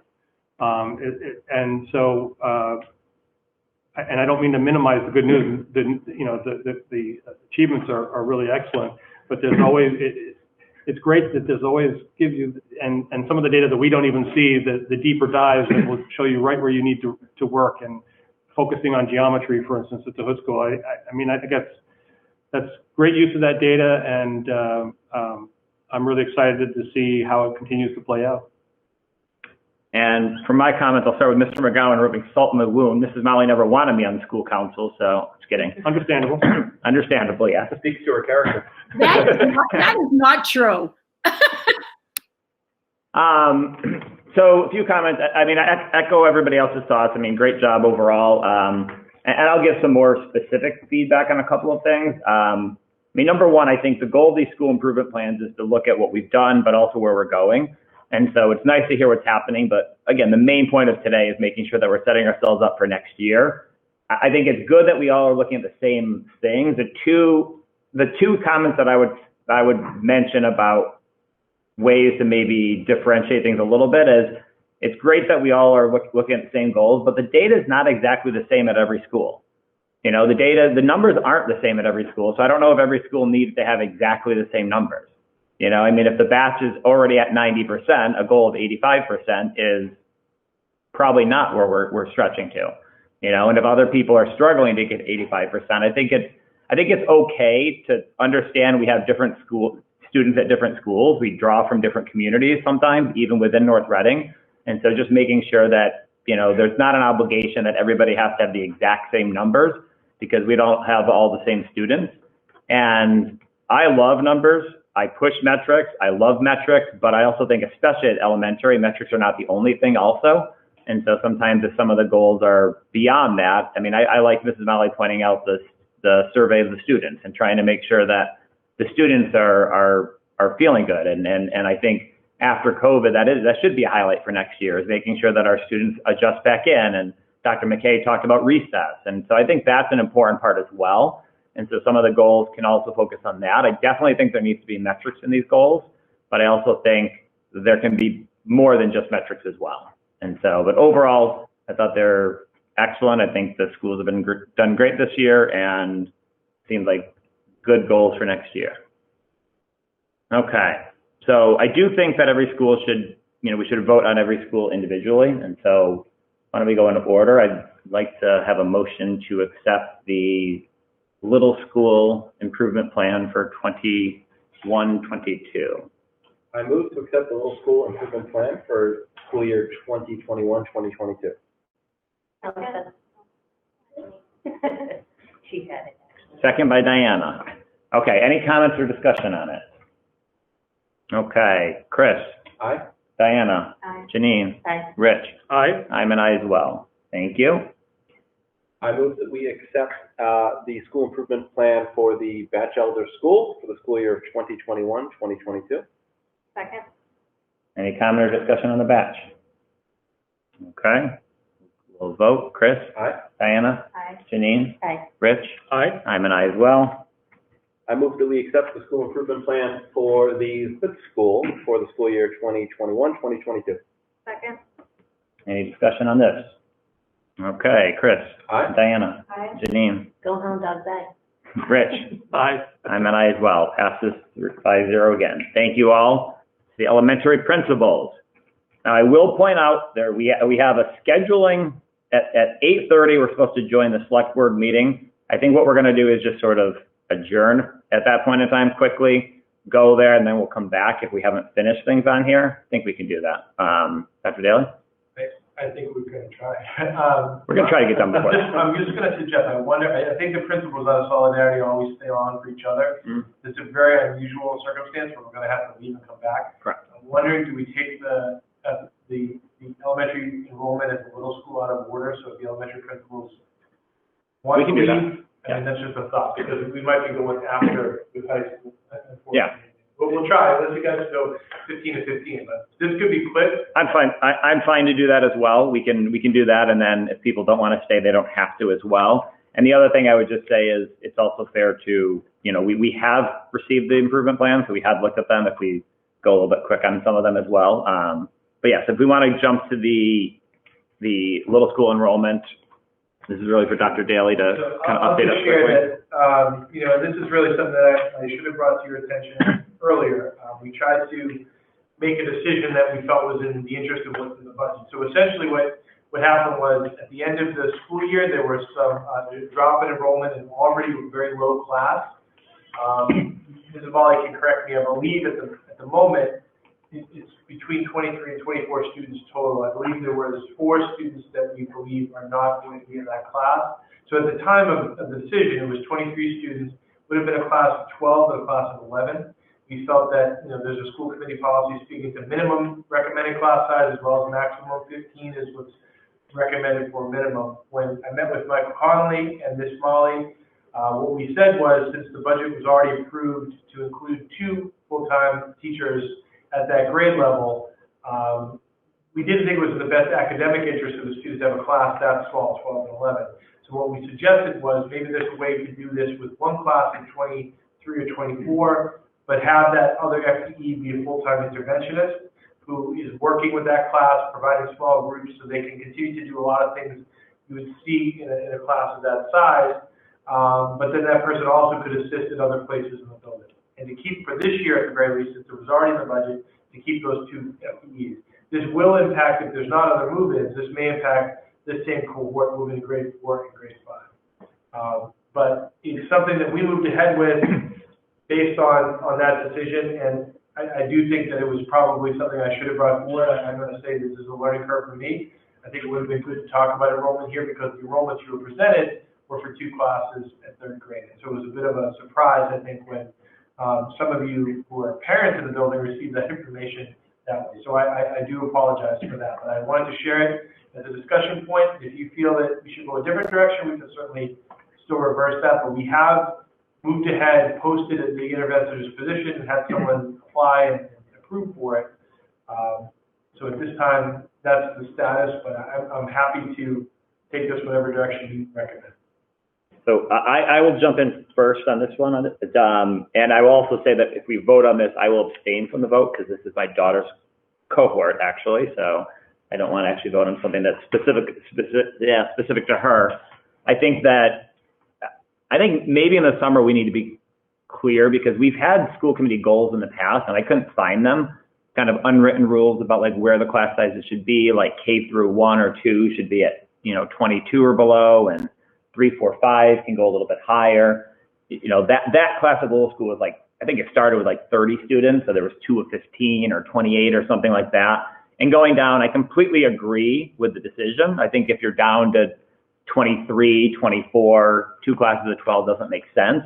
But I also do think it's important that the school committee does hear when we're going to potentially change cohort sizes, because in many tough budget years, the school committee has argued very hard with the select board and the town to try to get more funding for positions, and I think we need to know what the class size is. And so I was a little bit surprised that I heard from the principal that this was happening rather than hearing from the superintendent. And again, just saying, like, I think, and just the timing of it was right after the budget had already been passed. And so even for the select board, I want to make sure that, when we argue for more funding from the select board, that we don't then make a cut right after the budget passes, because it looks like we're trying to do something fishy potentially, that we freed up money from this position that we could use for something else later on. And so I do think it's really important that when we have these class sizes come up that, we're included in it. And so, and I also understand that when people move, sometimes it is just an inconvenient timing. It just doesn't work out. But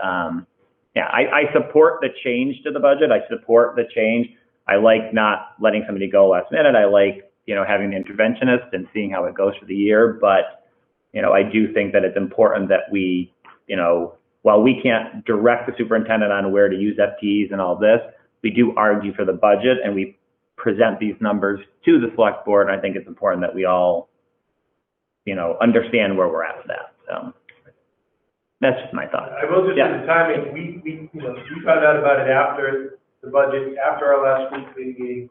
There was a bit of an urgency because we had end of the year step-up days, we had to make class assignments. But I do wish we could communicate differently, and I will make sure to do that.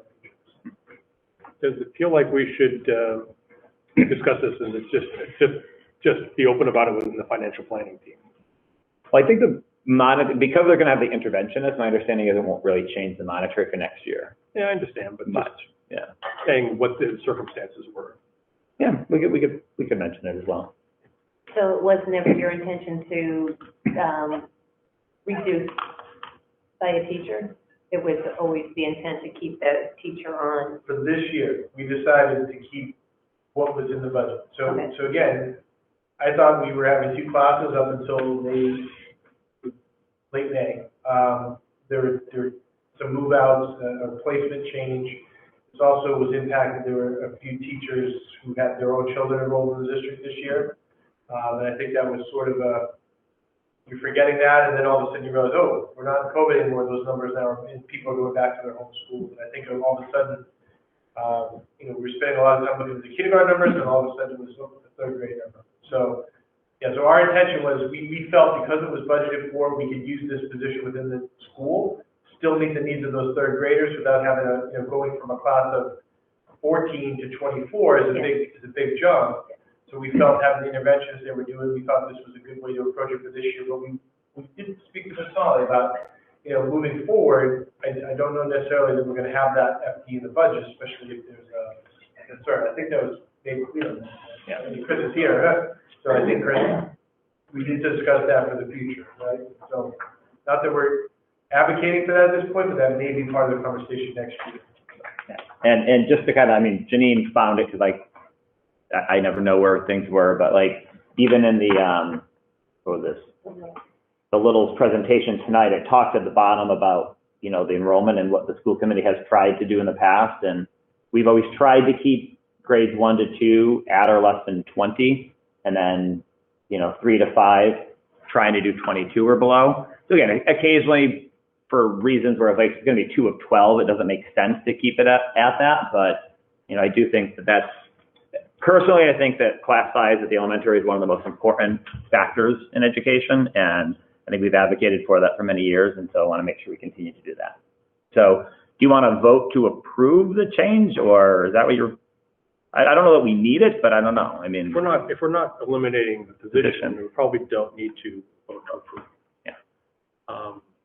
Something else I was going to mention quickly, but if I don't think of it in 5 seconds, then we can move on. 3, 2. Totally lost. Okay. Okay. Thank you.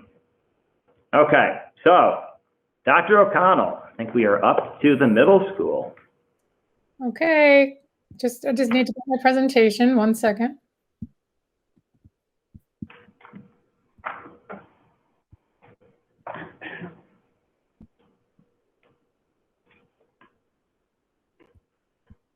Are you able to see that?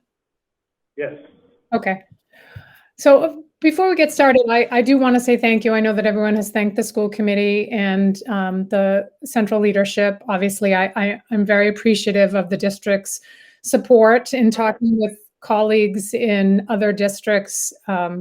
Just everyone in the nearby communities are so impressed with North Reading and how we handled everything this past year. But I do want to focus my thanks on the teachers at the middle school, but obviously in the entire district. I think that the teachers did an absolutely phenomenal job. And I can't speak for the other schools, but at the middle school, and I will show pictures as proof in a few moments, my teachers were moving every single block on a cart to different classrooms, and they did that to keep the children safe. So the children stayed in one place and the teachers moved. And every time they moved, they needed to plug in and unplug and get started. And literally, while they were moving, they were engaging with their students at home through their laptops on their carts. Maybe not safe driving, but they were rolling down the hallways, going to their classrooms, engaged with the learners at home. And I can't say enough how impressed I am with their perseverance, their dedication, and I hope that every single one of them is going to take the much needed time over the summer to take some self-care, to recharge and reset, because they truly did an amazing job. I'd also like to thank my school council. Laura Oliveto, before becoming the interim assistant principal, served as a teacher representative and then continued to serve as a staff representative while being the interim assistant principal. Dean Walsh, who we honored earlier tonight, has been a longstanding teacher representative on my school council. Marissa Morello was a community representative. She's also a North Reading High School parent. Amy Luckowitz, who I know that many in the audience know, was our community representative and has been for several years. Linda Emery, I think I saw her name on the Little school council. Linda Emery served as a parent representative, as did Jody Cloney. And without them, I would not be able to present to you tonight our hoped for approved new school council plan. But before we do that, I do just want to hit on some highlights, as the elementary school principals did as well. My brief talking points, I'm watching the clock here for the 8:30 pause, but providing high quality synchronous learning for students for the duration of the year.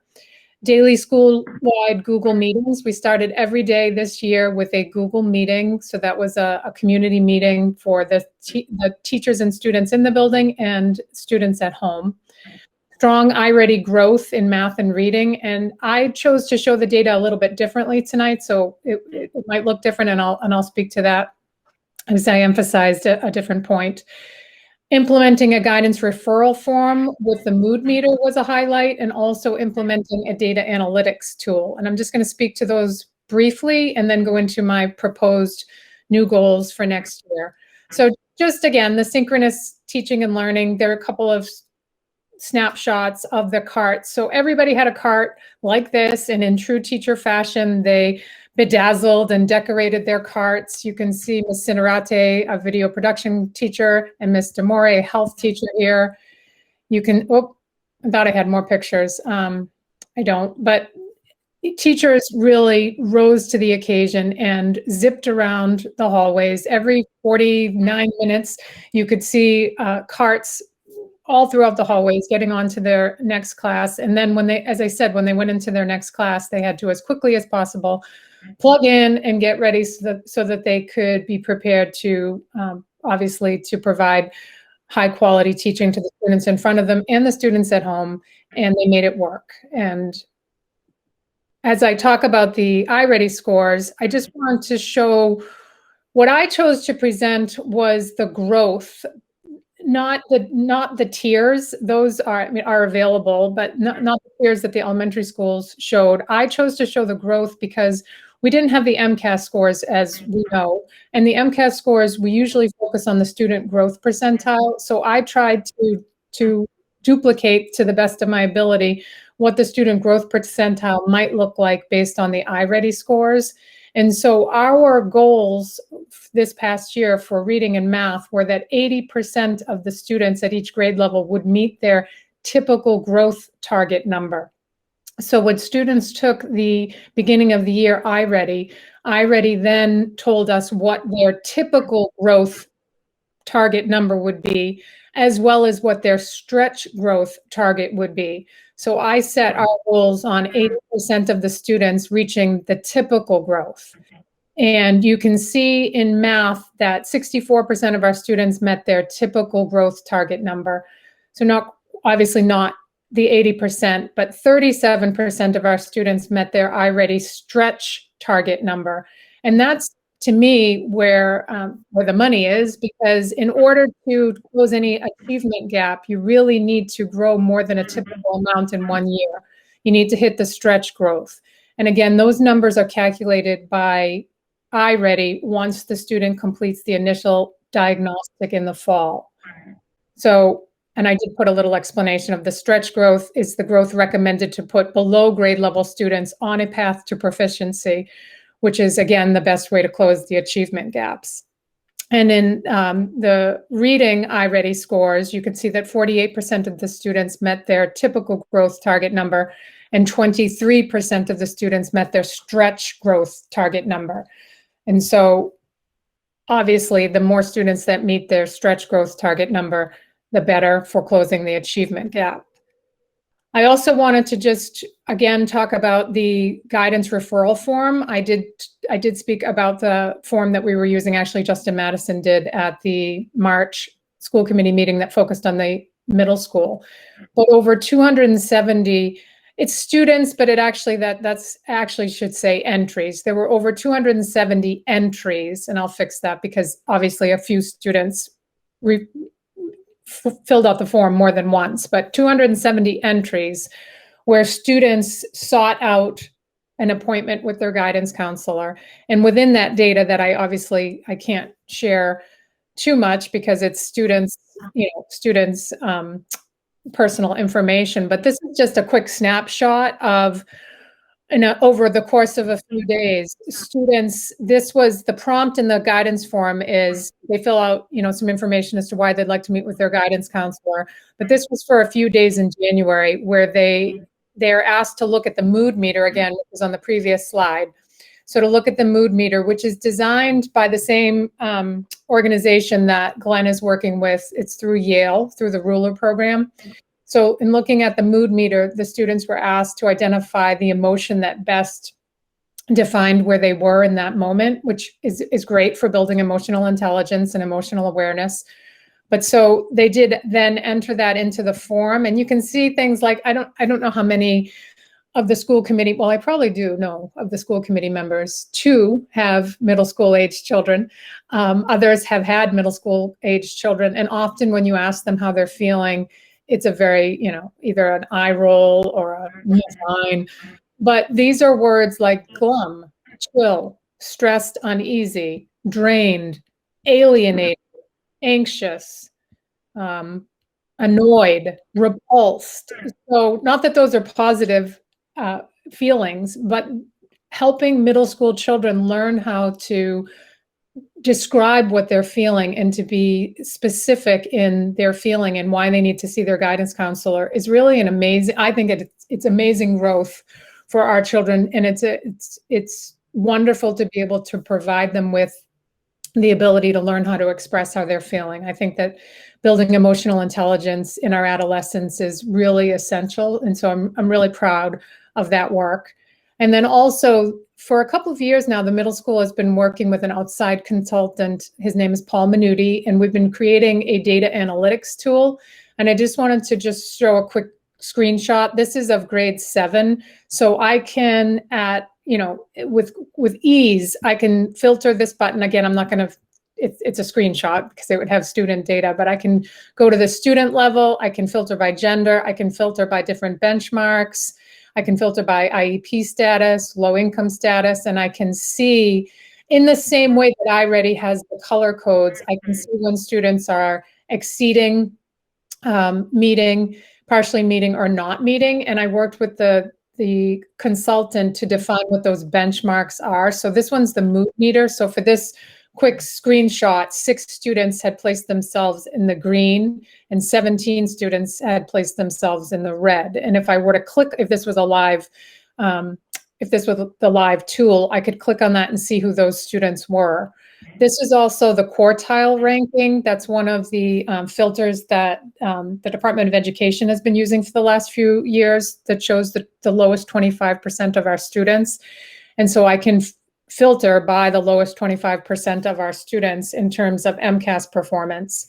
I also wanted to be able to look at, and I can look at all of these benchmarks for just one student, or again at the grade level, or for a group of students. I wanted to look at their grades and how their grades compare to their iReady scores. So the iReady is over here. The grades for ELA and math are here. And we kept just updating this with more and more and more information.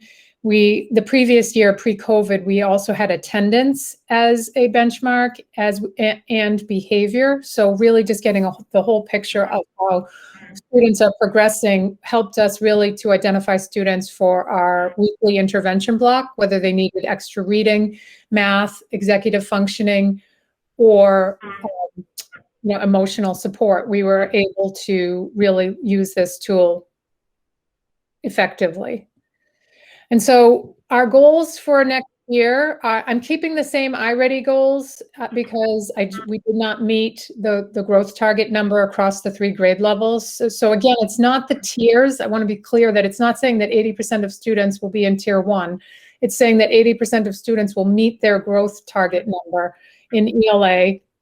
And then 80% of students will, in science, which doesn't have iReady, but I wanted to include science. Obviously, it's I had included it in years past as an MCAS tested subject. We are using common assessment data. And I did at the end of the school improvement plan that I submitted to Patrick, at the very end, I think in Roman numeral 5, I shared very specific updates as to how we achieved our goals for this past year. And same for math, 80% will reach their growth target number. And then I kept a technology goal. I think it's important that although technology may not become its own big rock any longer in the district improvement plan, I do think it's important to continue to acknowledge the importance of technology in teaching and learning. And shout out to Dan Downs and his team for helping the entire district, but specifically helping the middle school to provide opportunities for teachers to teach synchronously by giving them the tools that they needed through technology. And so we will continue to work with Dan and the technology department to make sure that we stay up to date on the innovative and student-centered digital learning tools that become available. Student support services, again, you may notice that my headlines of my goals are based on the district strategic plan. So student support services, we will continue with our weekly MTSS intervention blocks, and our goal is that 80% of the students that are identified for an MTSS intervention block will demonstrate improved performance in the targeted area of their intervention after a 10-week session. So we typically run our sessions for 10 weeks. We take pre and post data, whether it's math, reading, executive functioning, or a different targeted intervention. We will say that 80% of the students will meet their growth targets so that after 10 weeks, perhaps they no longer require the intervention. That would be the hope. We will, by June 2022, we will improve the effectiveness of our social emotional supports as targeted at school avoidant students as measured by improved attendance data. So we will closely monitor attendance data throughout the course of the school year. I would like to just make note that we are, with the support of the school committee and the district, we are able to have a 0.5 adjustment counselor added to our team in the fall. And the way that we've chosen to utilize that new position is to implement a bridge program, exactly like the one that has been very successful at the high school for the past several years. And so we will be starting our own bridge program at the middle school that will be staffed by the 0.5 adjustment counselor and also by a special education teacher who will serve as an academic interventionist and help those students returning from being out of school, help those students get acclimated and back on track academically. And the adjustment counselor will provide the therapeutic component. We think that the bridge program will help with attendance. Unfortunately, none of us have a crystal ball, but I do anticipate the possibility of increased school avoidance issues at the secondary level due to COVID. And I want to be as prepared as possible to provide supports for students who may be requiring interventions to successfully transition back to school after the pandemic. And then the last area is equity. We continue to do pre and post school climate surveys. We've been doing that for years now, where we survey students and staff at the beginning of the year and the end of the year. And I have to say that this year, although successful in many ways, I think that the climate data shows that it was a challenging year for students as well as staff. And I think that we have a lot of rich data from the June post survey to focus on in terms of, targeted improvements for the fall.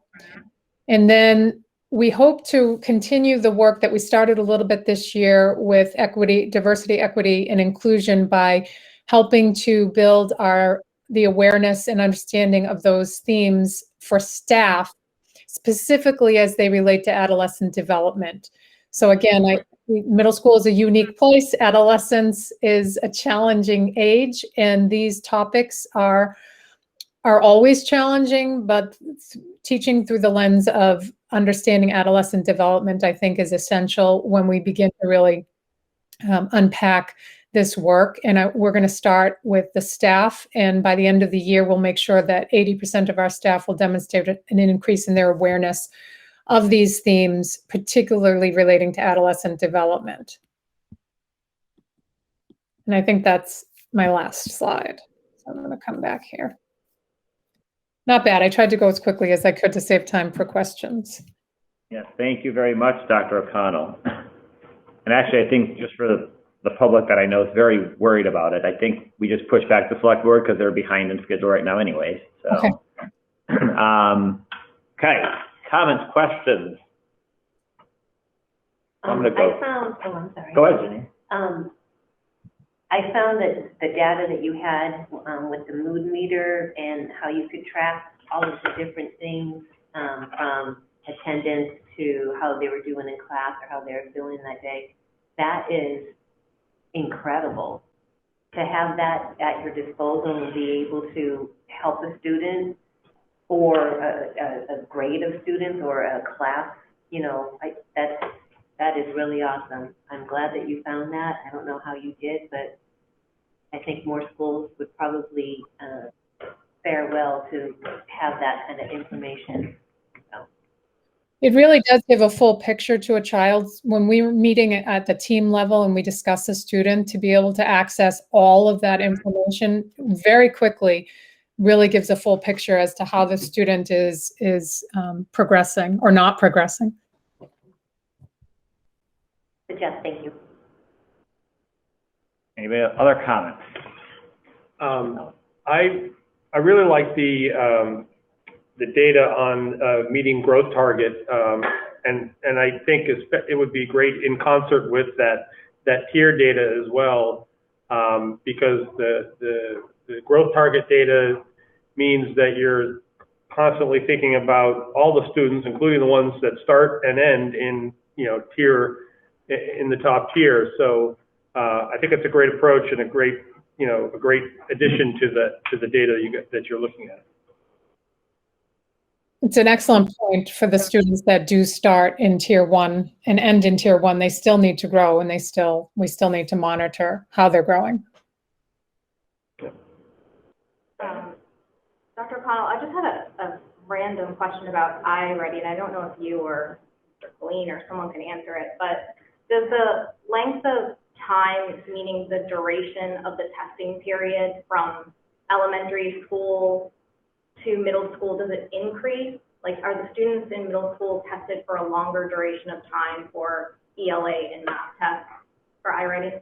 They're not a timed test, Diana. They're an adaptive test. So when the students begin, each question that they answer, it's artificial intelligence really zones in on how they're answering and gives them questions based on their previous answers. And then they end when they've kind of stopped, after they consecutively cannot answer questions. I don't know how many, say they can't answer 4 questions in a row, then iReady stops and they calculate their grade level and where they are in the domains.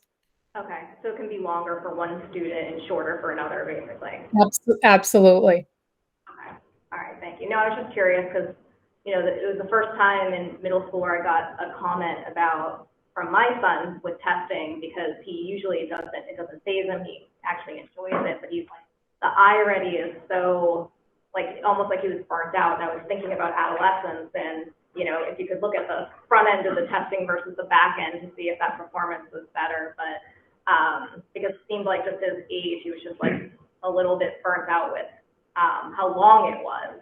So I was just curious if that was some type of trend with middle school versus elementary school. Yeah, it can take several days, 50-minute blocks roughly. So it can take an hour anyway. And it is challenging to keep up because they're doing it in math and in reading. So the test exhaustion is real, especially at the secondary level. Yeah, I just feel like they're more likely to throw their hands up, at that level. So thank you. Chris, any thoughts? No? I'm good. It's a good presentation. Thank you. And I'll just say, I think Dr. O'Connell, I think I learn from you every time you speak. And so I think that's, really good. I mean, I think that we have great leaders in this district, and that's what they are. They're principals or administrators, but you're a leader of your school. It's very clear. And, I appreciate all that you give back. And I just think overall for the improvement plan, this is exactly what I'd be looking for. I think there's a good mix of metrics with other stuff in there as well. And so I really think this is a fantastic improvement plan. So I support it. Thank you. Right. Welcome. I have a motion to accept the middle school improvement plan. I will move that committee vote to accept the school improvement plan for the middle school for the 2021-2022 year. Second. Okay, vote. Rich? Aye. Chris? Aye. Janine? Aye. Diana? Aye. I'm an aye as well. Passes 5-0. Thank you very much. Thank you.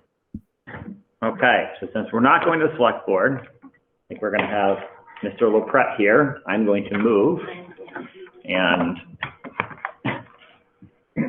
everybody needs a little bit of a break to get up. Yeah. Right? Let's take you up on that. And they take an extra minute or two, so you can begin. I'll be right there.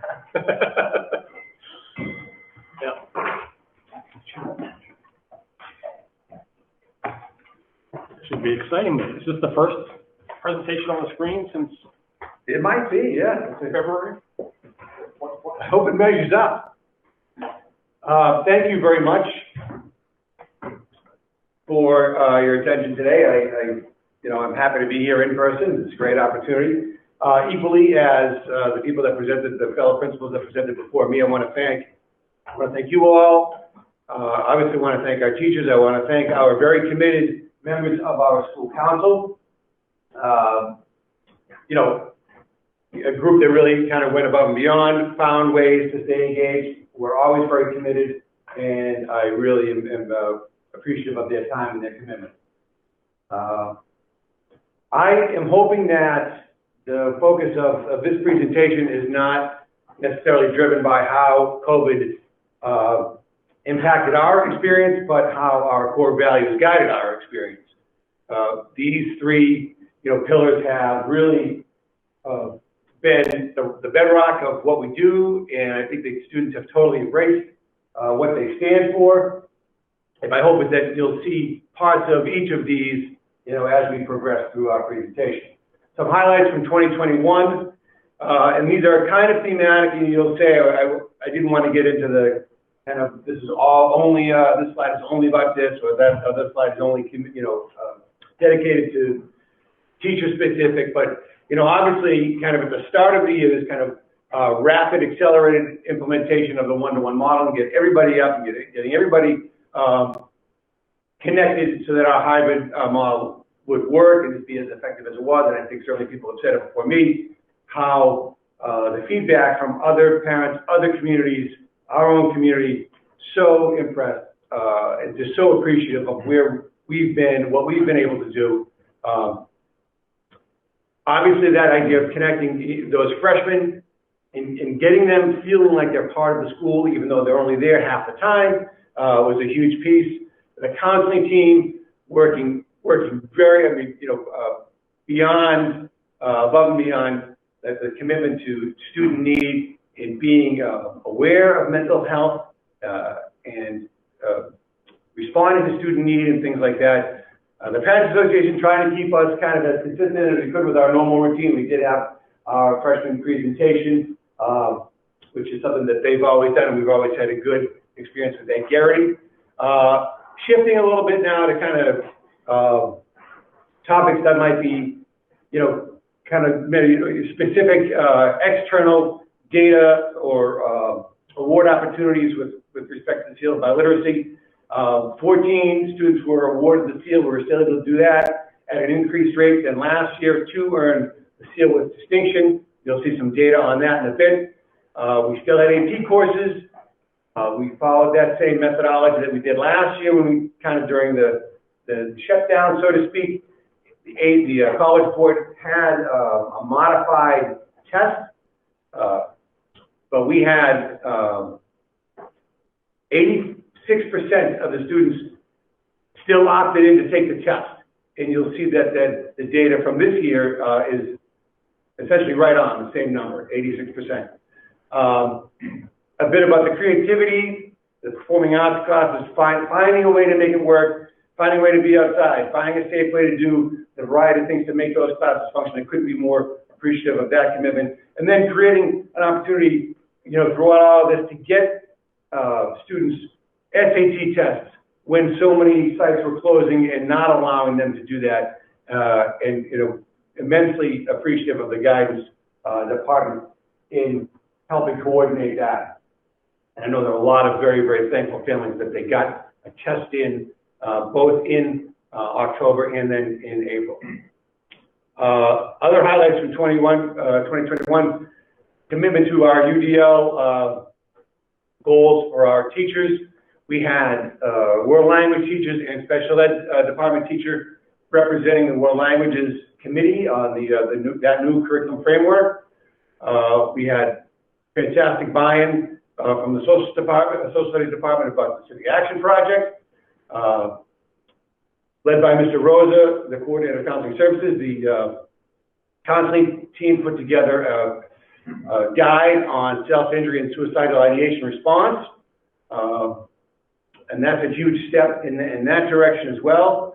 And then we had, not just students at the core, but staff wellness and, staff mental health as a major focus, in the counseling staff attended to that as well. Some other highlights, student-specific, say, we've had a very strong knee mask presentation. The Northeast Massachusetts Association of Student Councils.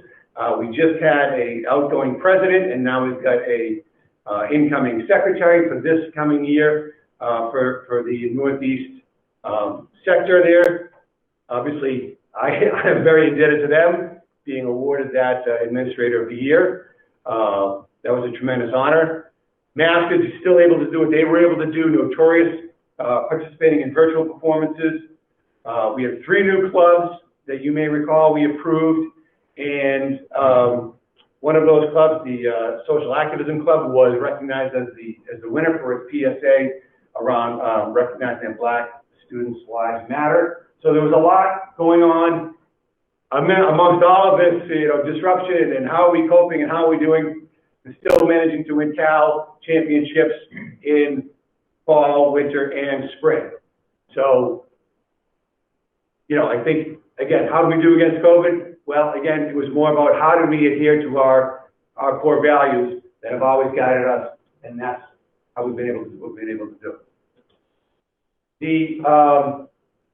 And I'll get to this after a little bit of data here. As I mentioned before, the seal of literacy, you can see the steady increase over the last 3 years and how successful that program has been with students that have earned the seal, and then again the seal with distinction. I had mentioned some AP data points, and you can look at the kind of the 2019 and the 2020, and obviously now in 2020, that was that modified testing format, but you see a 10% increase in scores of 3 or higher, kind of a score comparison of how we did it across specific tests, and then notable increases or decreases. I'm going to let you kind of take that information in. The calculus A and B are on the same line.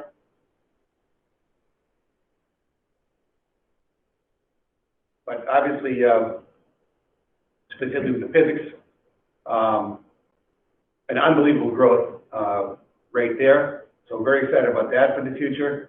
And even though we went down a bit in environmental science, you still had 18 out of 22 earning a qualifying score. And again, down a bit in the psych, but you still had overall qualifying scores was the average in 9 and 10. So if you've seen which I believe you have, if you've seen the copy of the school improvement plans, and again, this presentation is kind of a nutshell of kind of what we've done in 2021 and where we're going in 21-22. So you'll notice that we've transitioned, and I've worked closely with Dr. Daly in kind of transitioning our school improvement plan from a 2-year plan, which is what it had been for a long time, to a more, I think, manageable, maybe timely, responsive 1-year plan, in an attempt to kind of make that as clear as possible. The current, proposed improvement plan has information that was relevant to the older document because it was, again, a 2-year document, and thus the goals were kind of 2-year goals. And we're going to look at those briefly now.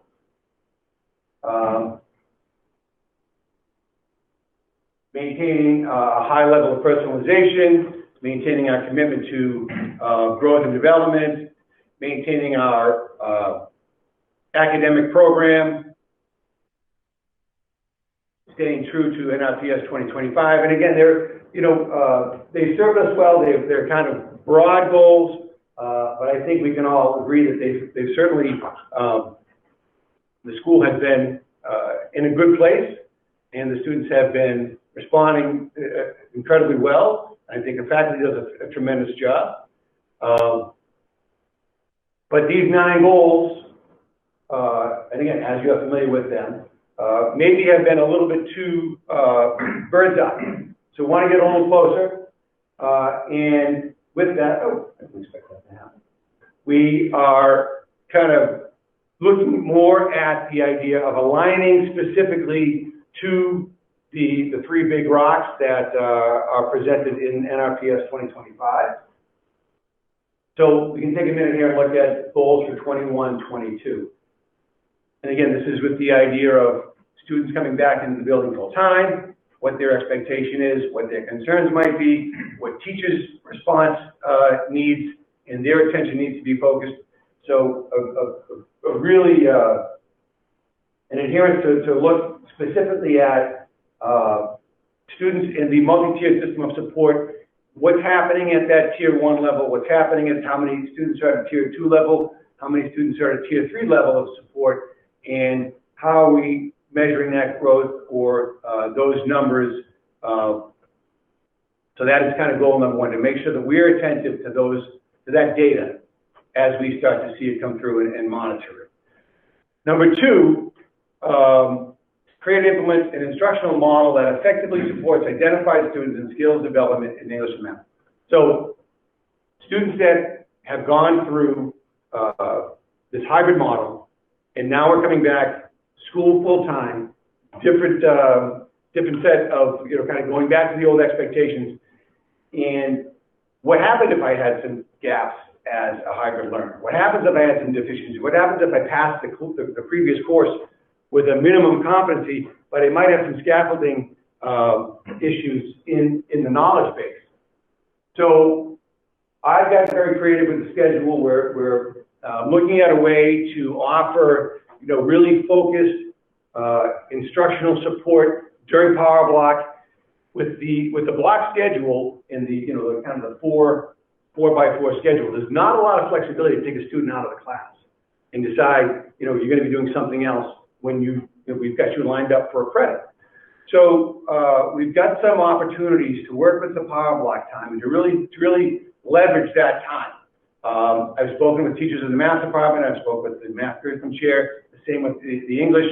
And I think we're going to be able to really capture those students that may need some specific time. I think sometimes we might forget the fact that, small group is great, but it's a time piece.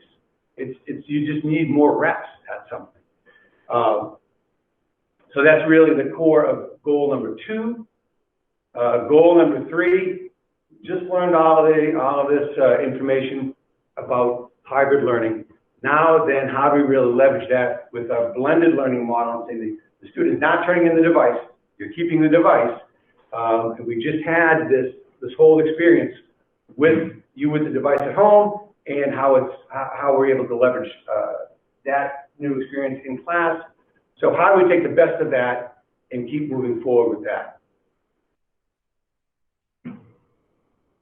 Looking back at a goal that we had put in place, you might recall we talked a couple of years ago about this idea of a senior final exam exemption. And there's a lot, the value of that and the presentation of that and the positives of that initiative have not diminished in any way. But in fact, I think moving forward, it even makes it kind of more a focus area to say, let's do this, let's see what it looks like, let's gather some data from it, and then look at it from an equity perspective.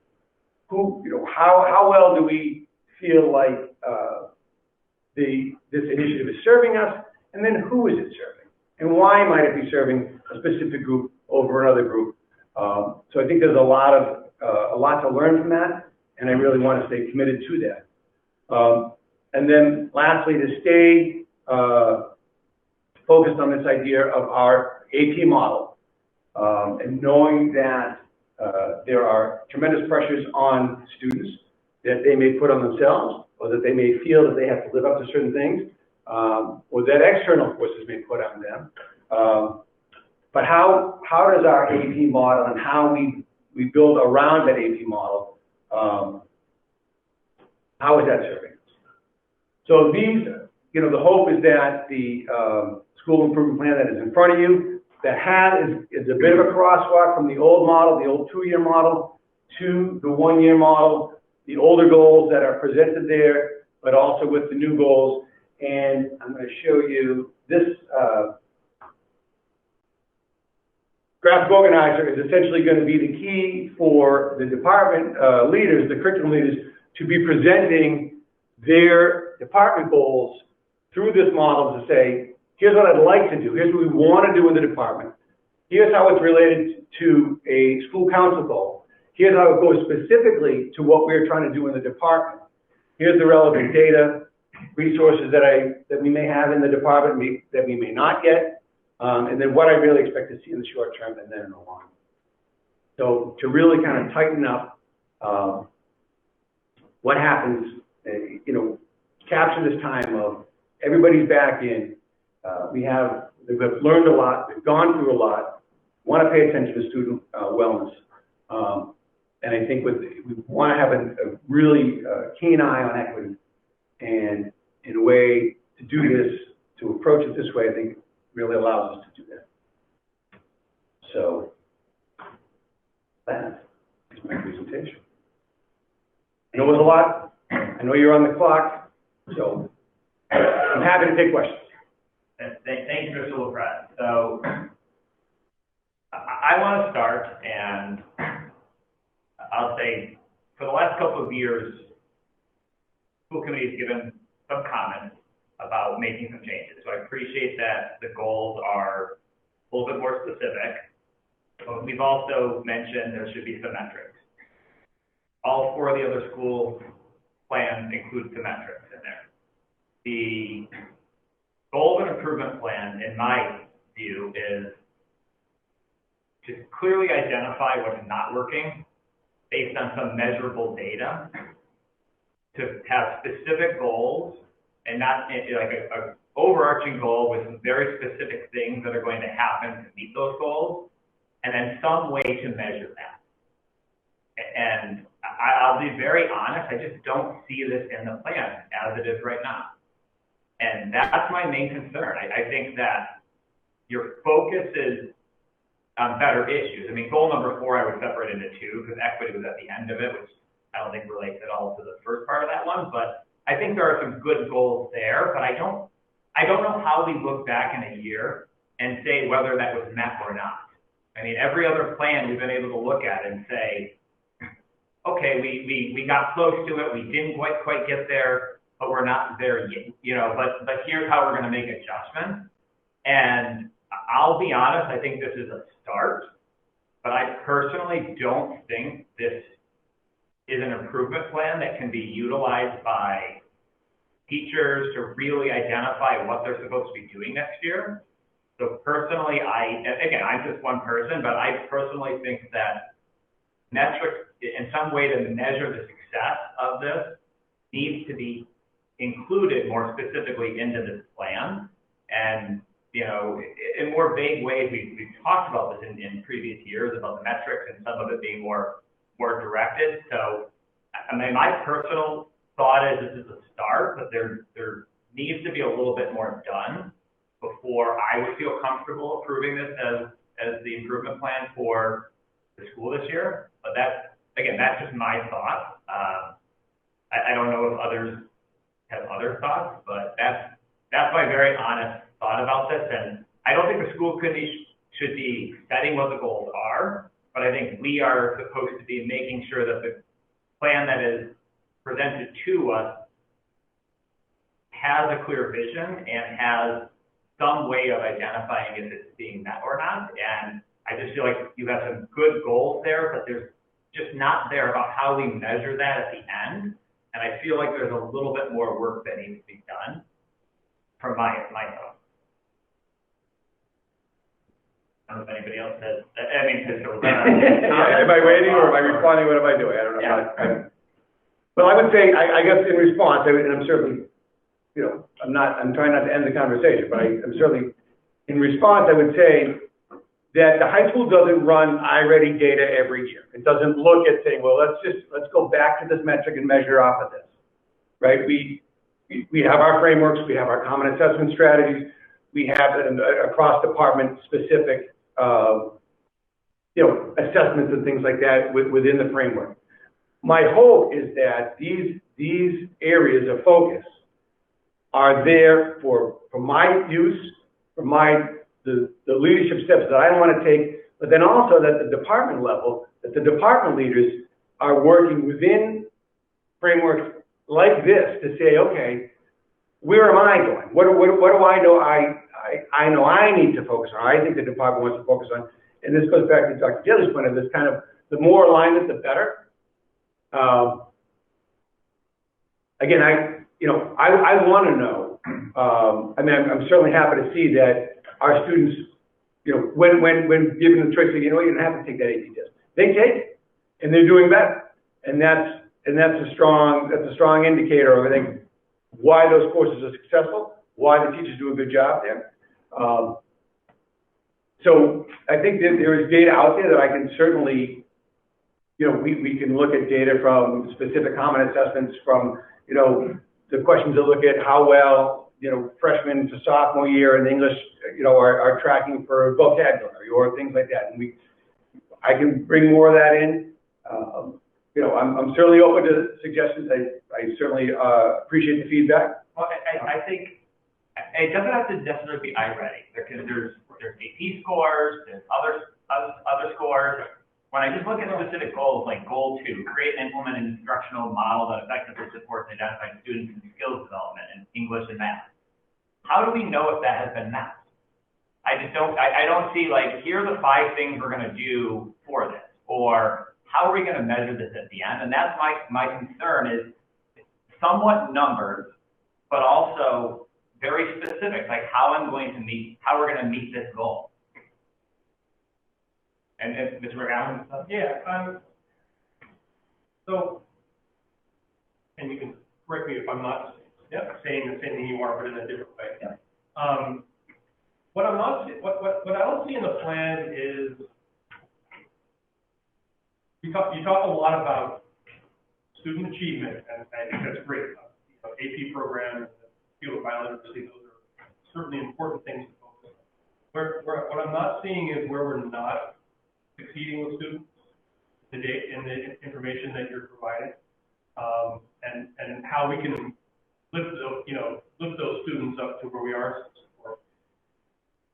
We're not fully succeeding with students, and we can be lifting them up more. And I think that's the kind of thing that separates, and I appreciate the fact that high school is a different animal than elementary school, and it's so much more focused at the department level. But that's the kind of change that I think we need to see, lifting up of students, who were at the beginning of the year maybe a little bit behind, and at the end of the year they're where are they, and how have they progressed over the course of the year? No, I appreciate it. Thank you. So I would say what I typically did MCAS data here. 2 years ago, I was able to show, hey, look at how the growth that we made in mathematics. We can go back and look at that slideshow. We talked about of the points that we earned in certain areas, and we grew from 83% to 87%, and specifically in that high needs category. And that has been a goal for 3 years. We didn't have MCAS this year. I felt it was disingenuous to put it on here because there's no data to measure, to go back to that and say, well, I mean, is it still a goal? Absolutely, it's still a goal. Are we did the kids take an MCAS test? Yes, they did. Let's see where it is. Let's see what it looks like. It's, I don't know how good the data is going to be. Again, they gave that test in a completely different form and model and means and right? Are we going to say it's exactly the same thing if the numbers come out better or worse? I don't know. So to me, it wasn't a steady ground to present a real initiative around. In 2 years, sure, let's see where it is again. But I'm trying to be responsive, I think, to what we're going to see in September, students coming back. And again, as Ms. O'Connell talked about, we have the 6 to 12 clinical coordinator for the 6-12 bridge model. Let's see what those numbers look like. Let's see what the, students at the tier 2 support level is. And again, that's what goal 2 is about, is saying, look, we know there's going to be kids that are going to be behind. We know there's going to be a gap. What are we doing about it? Well, we're pulling out that lowest 25%. We're finding a way to feed them in thirds, essentially, into a model that is repetition and drill and exposure and using some online strategies and online techniques that'll help rebuild and provide that scaffolding that we worry about because of the experience that they've been through. So I did not go into depth about those type of things, and I can certainly give you more of that in a follow-up, whatever it takes.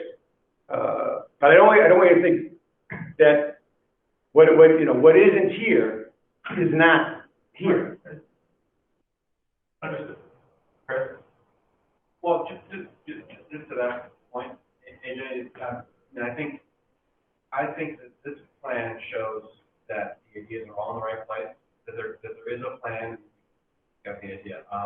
The way that I look at this, I think encapsulates how I agree with Mr. McGowan and Mr. Buckley on this, is something that I used to get as feedback when I was teaching, which is some of these seem more like steps of an action plan as opposed to the goal itself. And I think that the difference then isn't that you need to rewrite everything in your brain, just it's presenting it a slightly different way. So, like, for example, trying to create and implement instructional model that effectively supports identified students, skills development, and English and mathematics is a very important step toward improving the school. But, not to beat a dead horse, but how do we know, or how do you know that that's been done effectively? And I'm sure you got away, but because we don't know that, it becomes harder for us to say, like, oh, we see it, we can understand. So I think it's not that the plan isn't a great plan, it's that it's without some inroads for us to kind of see, it's hard for us to appreciate the strides that will be made or see where improvements can be made. Janina, your hand is. Yeah. I think, as I mentioned with the other 4, they seem to align the way that they presented it, and they did put in that they knew that there was X amount of students that were, needed improvement, on goal, and exceeding. So you have that information, but it's not in here, so we can't see it. So if at the beginning of the year you have 75% needing improvement, and by the end of the year that 75 has dropped down to 25, that shows that you had a goal and you achieved it. So don't I-ready test them, but you must give some kind of competency test in the beginning so the teacher knows where to focus. So that information would be the basis of where we would get the metrics from. And it took me a little bit to go through it, and I actually went through it several times. The layout is difficult to understand. This part makes a little bit more sense, but it's still not diving. In fact, we don't need to know the nitty-gritty, but your goal is related to the counselors, the school council goal, and you give a little bit of information, but it's put in such a way it's harder to read. So if you could give us the metrics and maybe almost kind of fall along the same lines as the way that the elementary and middle school, kind of their rubrics of how they lay it out, it kind of makes a little bit more sense, and it's easier to follow. I understand. I completely understand what you're saying. We're going to look at a couple of different things. We're going to either say we're going to rely on our common assessment testing, which if that's what we want to do, that's great, and say, okay, here's all the sophomores across these that took the same course across these 6 questions, and we'll pull that data down and see how we, my goal is that the department level leaders do that. They're doing that. I know they're doing that. We've talked about that. We can, you know, make those department reports, again, more specific. I'm trying to not necessarily tell them this is what you're doing. You're in your department, you have a sense, we've had those conversations. We can look at, if I took, you know, grade 9 biology data, can I really compare that to, I think, you know, obviously the MCAS does that. It's like, let's go cohort against cohort. That was that, you know, the class of 2019 freshmen versus the class of 2020 freshmen. How did they do? Well, again, there's a little bit of like, these kids have always excelled, so, right?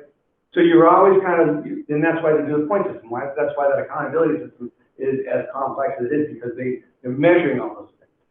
So again, we can look at NCAS, I can look at common assessment, we can look at AP, we can look at, let's go back to just grade 10 testing for MCAS.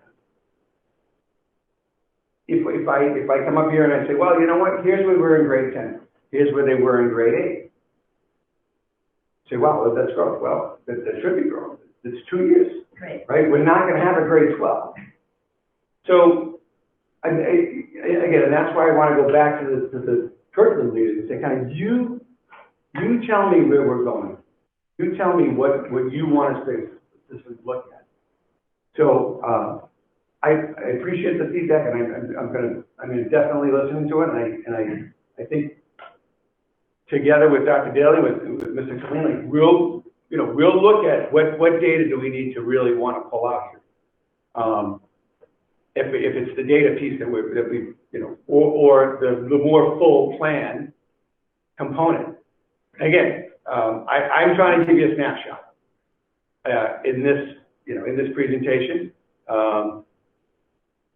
and I would say, you know, have we talked to the department leaders? Do we have a sense of what a software system might be that the kids can use, and how they're going to go into the class, and how we're going to figure that out? And, you know, what does that look like? Yeah, I mean, again, we didn't do it yet. It hasn't been done yet. We didn't, right? We didn't think we needed it. Now we need it. So I have a, you know, what it should look like, what will look like in 6 months, in 12 months. Yeah, we'll be reporting on that. And again, that's kind of the shift piece that we're working with Dr. Daly on, right? It's like the goals presented to the leaders now over the summer, they're starting on the way in the fall. Here's the school improvement plan goals, not the old system where the committee worked with the goals and hammered them out from October to November, and then they kind of got published in December, or reworked or retweaked in December. So it's a little, you know, there's a shift there as well. And Mr. LeBret, I just think from our point of view, if we want to know that we're approving the plan that starts in September when the first student arrives, and that it's not that plan's going to be worked on in October, November, and December. And I understand that things are going to be modified, but I just feel like there's not enough here right now. And so, I mean, I don't know what everybody else thinks on the committee. We can vote this if we want to. I personally think it should be revised a little bit more and maybe presented again in August or September, and, you know, see if there's a little bit more specificity to it. And again, I mean, I'll just be very honest. I think there needs to be more for me to feel comfortable approving it right now. And I don't know what other people think, but I think it would be better if there's a little bit more. Like I said, I think there's been some steps in the right direction from where it was before, but I think there's more to go. And I personally think it should be revised a bit more, and then we look at it again afterwards. You know, maybe work with Dr. Daly, Mr. Colleen, you know, your staff, and that's what I feel. But we can vote on it, or we can, you know, kind of come back in a couple of months on it in more specificity. I don't know what others would do here, but that's my opinion. Dr. Daly, you have a suggestion? So I just want to say, you know, as you know, one of my goals this year is to work with all the principals on aligning, and I want to thank all of them, AJ especially. I think the plan is very similar. The 2-year plan has been in place since before you were principal, right? And so that model has been in place for many, many years. And I would say out of all the plans that I have asked to change, AJ's has had to change the most. And so he's in a system, he's kind of midway through a process of a 2-year plan that we're asking to go to a 1-year plan. And so I've also said to all the principals continuously this year that, you know, we're doing this a little bit backwards. Because we didn't have a full retreat last year, we didn't have our NRPS plan. So I've said to them, start making changes, don't fully align it, don't fully change it over. So he's kind of in the middle of 2 different pieces. The goal template, I think when you see that fully developed, where the departments are going back to these goals that are kind of overarching, and then going in and saying, okay, what does goal number 2 mean to my department? And what does that data look like? And I would agree, though, it's not in there right now because those templates that's filled out in the plan reflect 2021, and they don't reflect these new goals that they haven't seen. They're aligned with last year's goals. So I think we're kind of seeing it in the middle, but I do want to I do want to shed some of the conversation on what we did see that we liked and the improvements. So I agree, those few goals there, I think, you know, we've worked very closely on this. It's been a focus of ours. It'll continue to be a focus next year. But I want to highlight some of those real positive accomplishments and changes from where we were. And again, not that there's something wrong with the way it was, but it's very different. You know, I think part of what we talked about, and it's alluded to in these goals, but I think what we need to do to flesh it out a little bit more is when you talk about those AP metrics, what specifically are we looking at? And we've talked about, is it the, you know, number of students with disabilities who are able to access AP courses? Is it, you know, so identifying those areas for improvement and really trying to focus on that as a goal, a measurable goal. The same with our lowest 25%, right? We have that MCAS data. We know who those students are. Let's look at those students and see how they're doing across their classes. And I think that's what, you know, it is very different with high school. It's a much bigger school with multiple departments, and trying to get all of those folks on the same, you know, into the same process to change it at the high school takes more time. So I do think that, you know, the recommendation here, I think it's a plan that we have already, is to bring our department heads early in the fall together to talk about the next school year, getting those goals in there early so that then we have that alignment with, here's the departmental goals for the year, and now the educators can start to align their goals. So I think that's happening already, so we can certainly give an update in the fall, and then this will continue to evolve as we get into the spring. I hope that sounds like it's on course for where we want it to be for next year. Yeah. And I will say that the format that you obviously implemented at some point during the year, there's a consistent format. So yeah, I think if you can, first of all, get all this part, I assume it was just a timing thing, right? That when departmental reports are early in the year and they did the old way, and some did it the new way. But I do like the format better. I think it will make it clearer.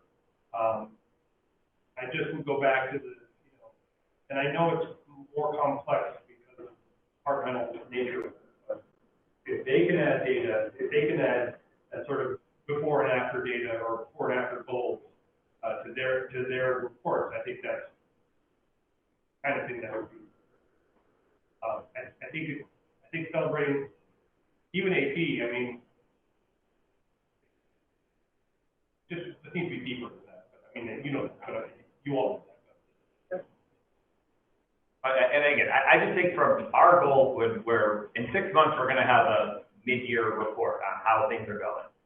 I think it's going to be really hard with what we have right here, and so I would prefer, my vote would be to revise it a little bit more, put a little more depth into this, and then let's come back early in the fall and look at this again, Diana.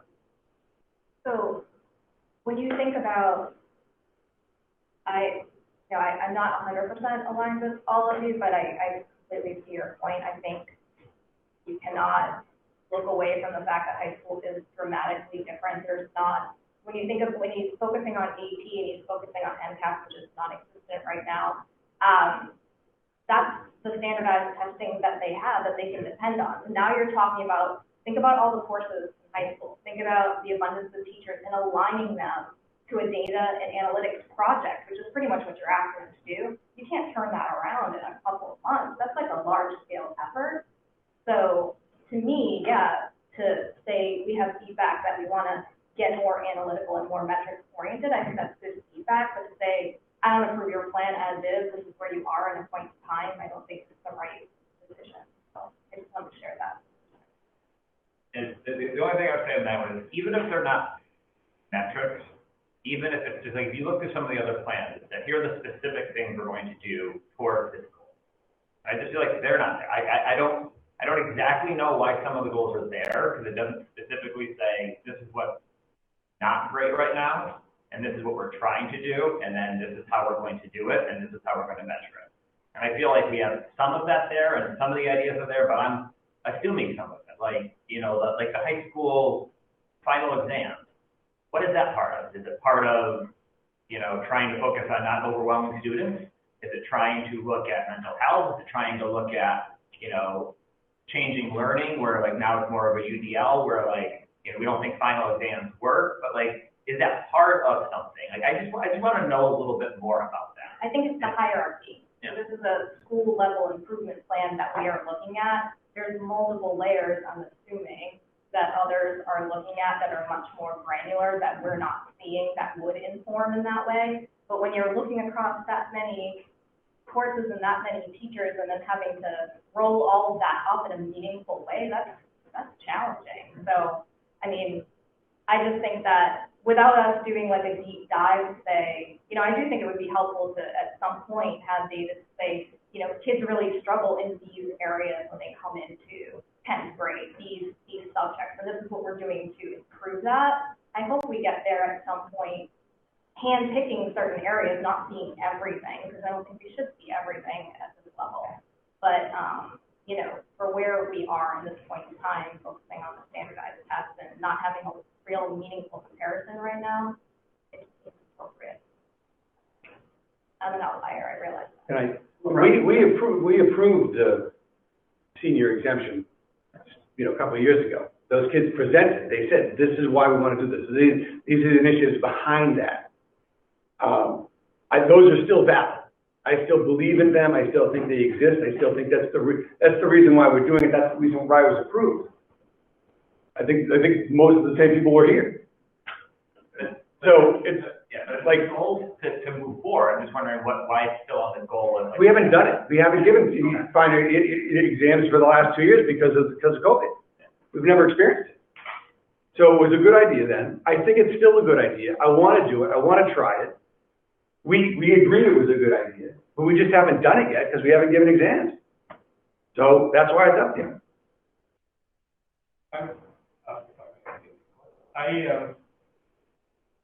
I agree with Diana. I'm not sure that. So, if I would like to get up maybe a more frequent than a mid-year report update on the process, but economic value.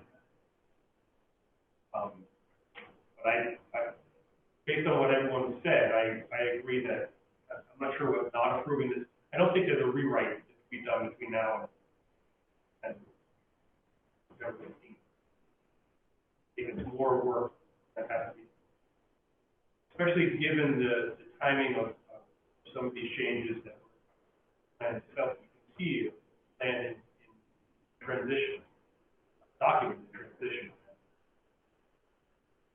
I'm not sure some of that stuff can be really fixed. So the process will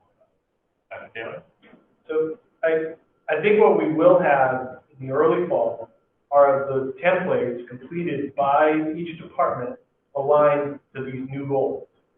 And I feel like that is something that would be valuable for everyone to see. Yep. It's not a completely rewritten plan, but it would be that update that would say, you know, here are the new goals, here's the new way we're doing things. They then present those goals throughout the year at the meetings, and then next spring, they're writing it for 21-22, and they would be a part of this presentation. So we're like a year behind a little bit, but we're gonna do an intervention at the fall to get those department goals, which is different than the way it's been done for many, many years. And that's work that AJ has already committed to, and we've discussed this work. We have a leadership retreat this summer, and that's a place where we're going to get this started.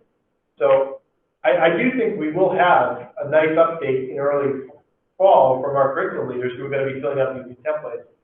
So it wouldn't be, you know, a completely rewritten plan, but you at least have those documents for 8 departments that would be good to share. So as I see it, we can take a vote on this. We can put a motion on to approve. We can vote on this, and I think we all agree there's been some improvements here. We all agree that there's some more level of specificity that we're looking for. The question is whether or not we feel like this is enough right now to say yes to, or whether we want. I mean, I think either way, there's a request for some further update later on. But I think we can entertain a motion to approve it, get a second if there's a second, and then we can vote and see if we feel comfortable right now, or we can. To that point, I'd say that as a agreeing with what Mr. Buckley said, that there are areas where specificity could be added. I think that this functions as a school improvement plan. It gives school guidance on where prep wants to go and directions to go in. Has clear steps to it.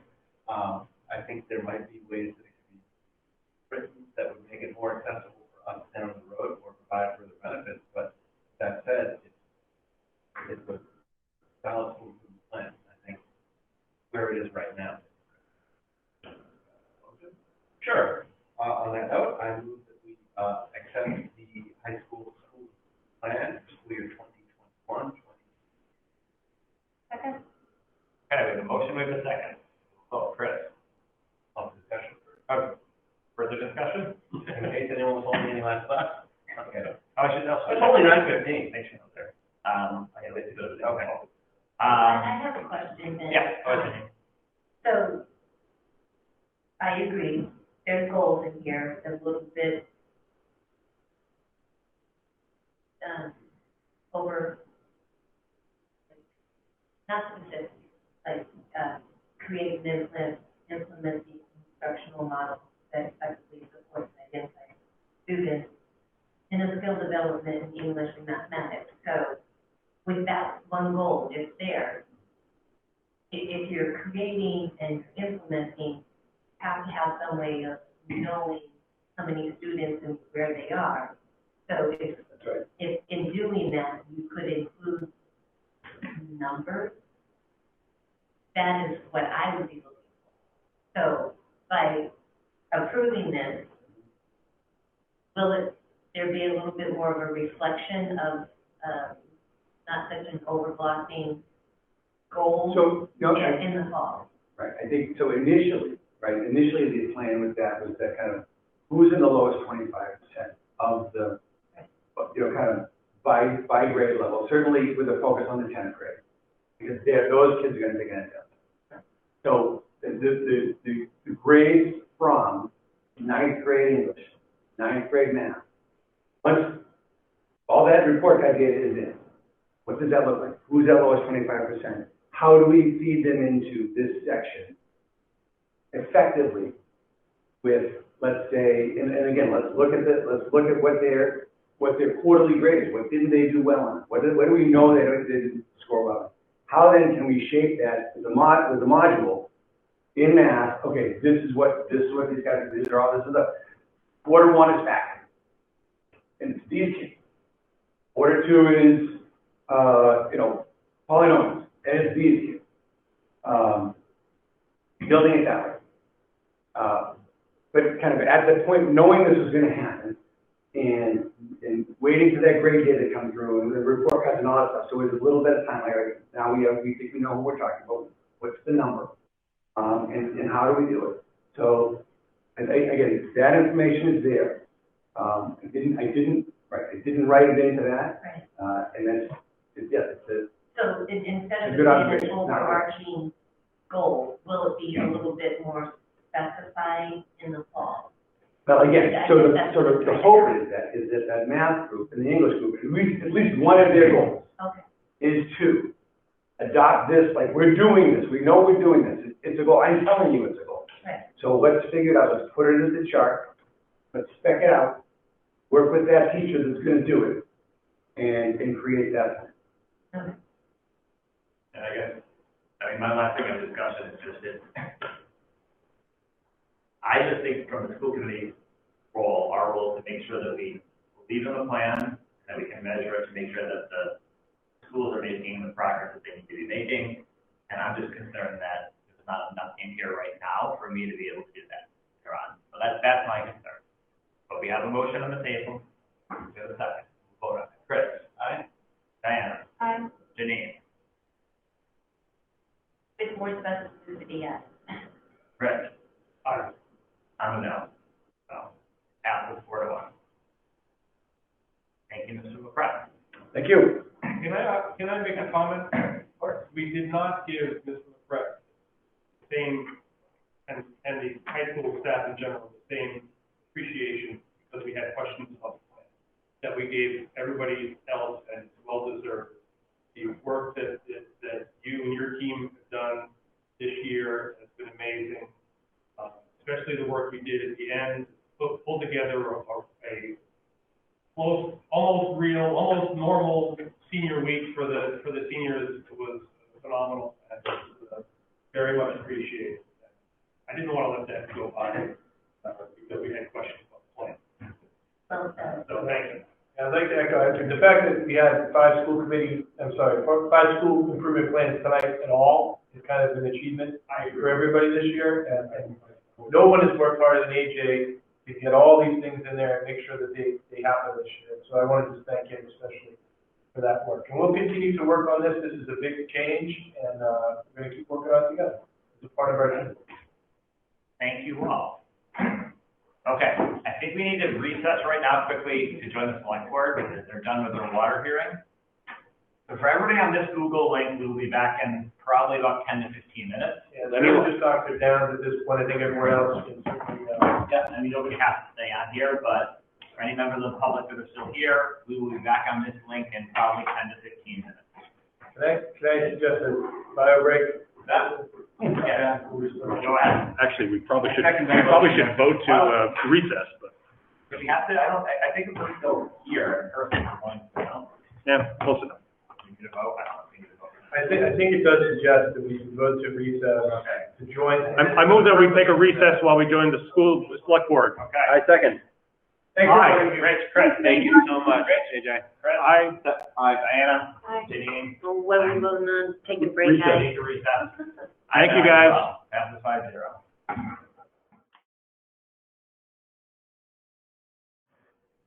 Okay. Thank you, everyone. So do we have to have a motion to go? Yes, I move that we reconvene after recess. I don't know if that's what we're doing. Second. Second. Rich? Aye. Diana? Aye. Janine? Aye. Chris? Aye. I'm an aye as well. We are back, everyone. Dr. Downs, can you hear us okay? I can. Can you hear me okay? You sound great. The best of the night. Yeah. Thank you. Okay. Must be these headphones. All right, I'm going to put my presentation up. Excellent. Great. We'll go to cybersecurity here. So, I was expecting you were going to be able to put up on our big screen. can everyone see this okay? Yeah. Yes. All right, so I'm going to kind of do a quickie here. My goal tonight here is just to give an overview of, we've had quite the review based on issues, of course, going on in K-12 education of issues related to cybersecurity. You know, I feel like we've really dodged many bullets through the entire kind of COVID epidemic and just general shifts in issues happening in districts across the state of Massachusetts, particularly. I just want to give a current state of cybersecurity concerns. This is, you know, kind of a mix of not only what I kind of have, you know, put together, also working with our network administrator, Nicholas Langford and Dr. Daly. You know, some of the key major types of attacks schools are seeing are DDoS attacks, ransomware, phishing, and security data breaches. Those are the primary attacks. These are happening because schools sometimes are on the end of the technology update spectrum where sometimes they're running some older applications, sometimes they are in need of upgrades ahead of maybe larger businesses. So sometimes they do get targeted, particularly districts that host their own websites are particularly targeted on some of these attacks, particularly the DDoS attacks. Districts that host their own websites, which we don't, or have moved to an external host, are often targeted because the sites get older, they become a little bit more of a security risk. Also, software that causes some of these attacks is more readily available to a wider audience of people, whether it's from the dark web or other resources. And also, there's little protection for some of these on-site hosted resources since they're, mainly supported by, districts themselves. In terms of ransomware, the increase of malicious files being, shared through email or downloaded onto the network has become a huge concern. And many of these concerns go above and beyond what some of the local school supports can kind of prevent. And the mitigation for these can not only be expensive, but also sometimes out of the expertise of the technology team within many of these districts. And you'll see them having to reach out for additional support to, either after an attack or, for, to help prevent new attacks.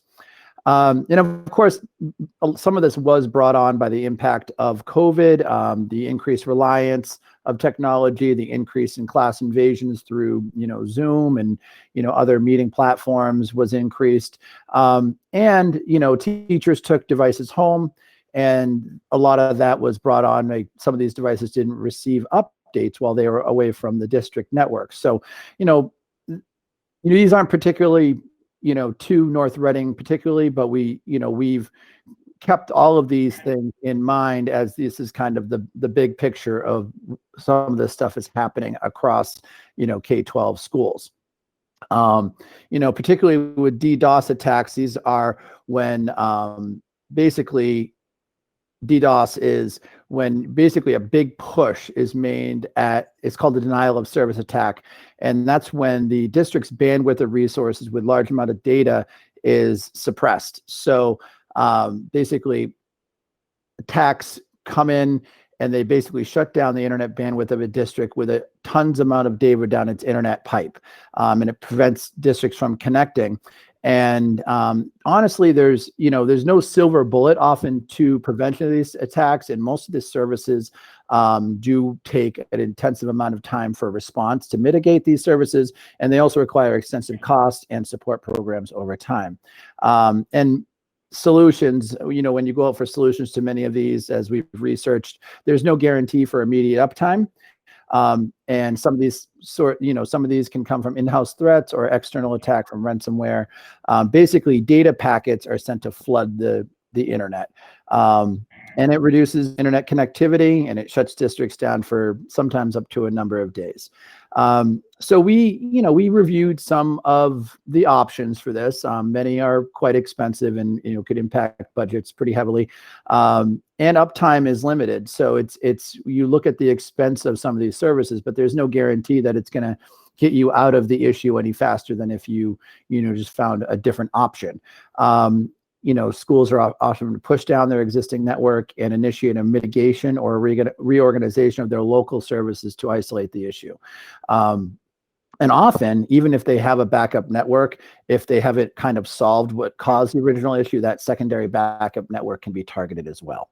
So that's one of the larger types of attacks. Ransomware, of course, is a user organization's critical data is encrypted so they cannot access files, databases, or applications. And of course, a ransom is then demanded to provide access. What we're finding is, this is something that happens, a lot of times through emails, malicious links. Basically, people somehow hand over the access to the network through these fraudulent attempts at collecting data within network environment. And what they're doing is once they get that access, they also try to leverage for not only the ransomware, but also can continue to leverage. And once people are kind of caught in that cycle, they'll threaten to share personal data, and then also potentially use the data they've collected to perform identity theft, credit fraud, all through this targeted phishing. There are no public reports in the past 2020 of districts having paid any of the extortion fees due to ransom where during the past 2020 year. And it's also demands made to schools may have significantly increased, exceeding $1 million per incident. Phishing, security, and data breaches. We just talked briefly about phishing. It's a cybercrime targeting through email, telephone, text message, but posing a legitimate institution. Security and data breaches is another large issue facing K-12. That's the unauthorized disclosure of student data, but may also include significant amounts of data about school staff, including educators. And we're also continually reviewing district data processes to ensure effective data privacy and policies, review of shared data and district resources, and staff knowledge of the importance of data security. I'll have to, kudos to Dr. Daly, support with this cybersecurity grant that we've been working on in the district.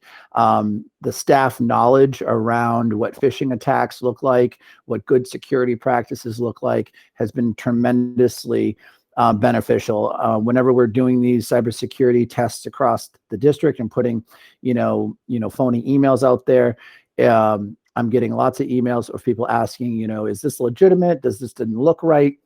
It's done a great job at alerting people how to notice and recognize these potential issues, which is the first key line to defense to help securing the network. And that cybersecurity grant has been a major help and at just making the awareness of the need to be more aware about malicious links and the possibility of sharing inappropriate information online and personal data. So we have a number of preemptive pieces of work that we've put into place, especially over the past year, but also prior, that we've kind of built a workflow around to try to continue to keep ourselves safe in this kind of uncertain time of cybersecurity issues. We continually monitor software and application services for access as needed, whether that's Google Meets and keeping them secure, our district email, and also our storage options of how cloud storage options are connecting to our students and staff. And we're continuing to move software and websites and digital resources, which have been in the past stored locally to a cloud service, stored off the main service, so they have to be targeted as closely to the district. Cloud security is a separate issue, something that's provided generally by these cloud providers of the storage of those applications. But when you're targeted as a district, that's a separate entity. Our internet connectivity, we have increased the internet bandwidth to a 1 gig line, and an additional possible benefit of that is the larger 1 gig pipeline during a DDoS attack is easier, because if we recognize something coming in on a larger pipeline, the possibility of shutting it down a little faster is possible. It's not a guarantee, but it is, larger than some districts do use a smaller internet pipeline, which gets jammed faster. We deactivate all the unused ports to limit DDoS attacks and scan for open ones. Internet ports, within a building can often be, if maliciously kind of attacked, if something is plugged into them. So our network administrator does a great job at continuing to manage and monitor those ports for any activity other than what's supposed to be on our network. There's always, the potential for in-house threats, whether it's students on networks, slammed from the web with an attack, or an external attack with ransomware threats. We also utilize a firewall, and that firewall runs a snort on to see the traffic and how it comes down and how it moves throughout the network.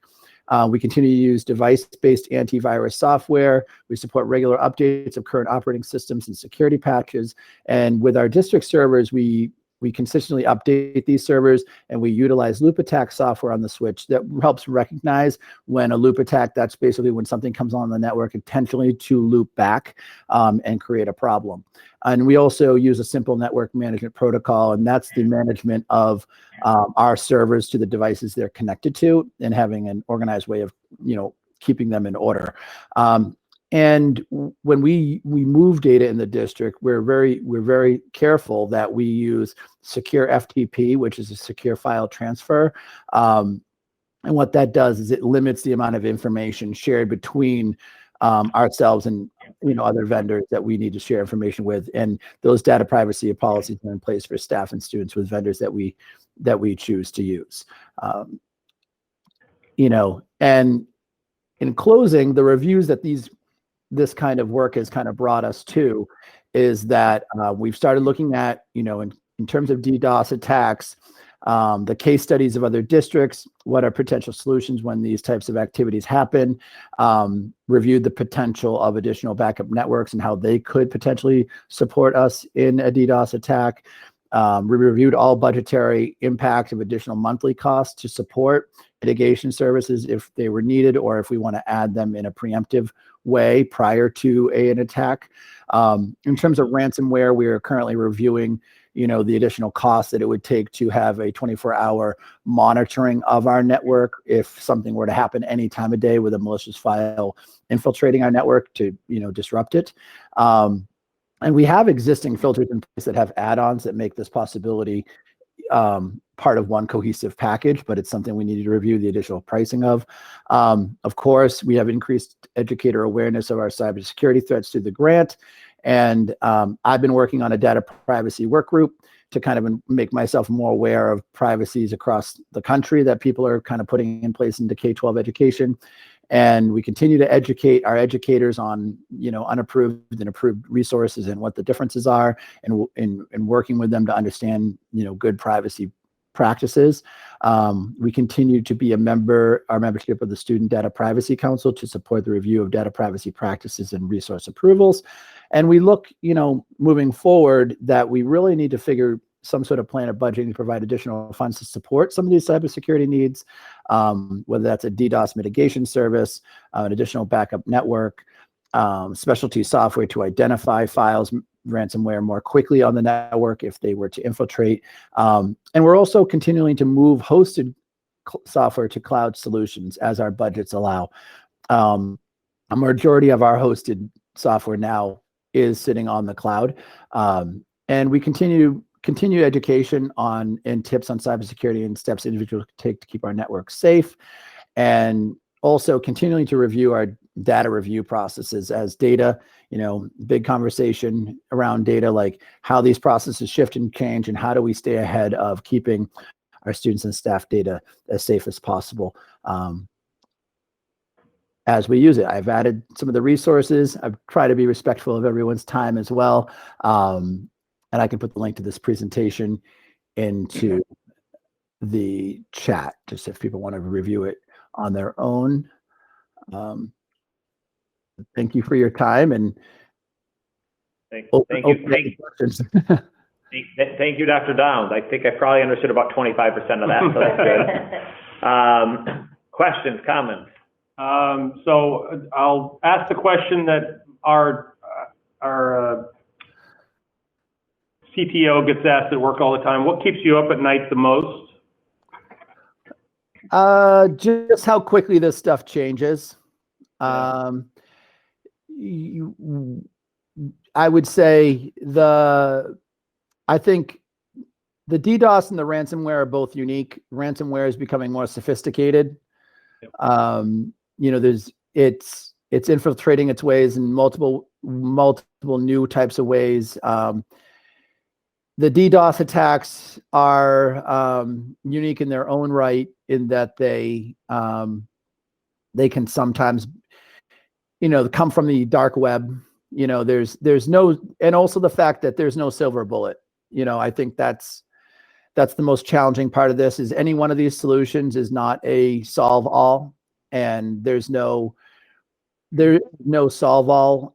Sometimes when these happen, there just needs to be when these incidences happen, it's really just having, some sort of idea, first of all, where you're going to get the help from the state to support you getting back online.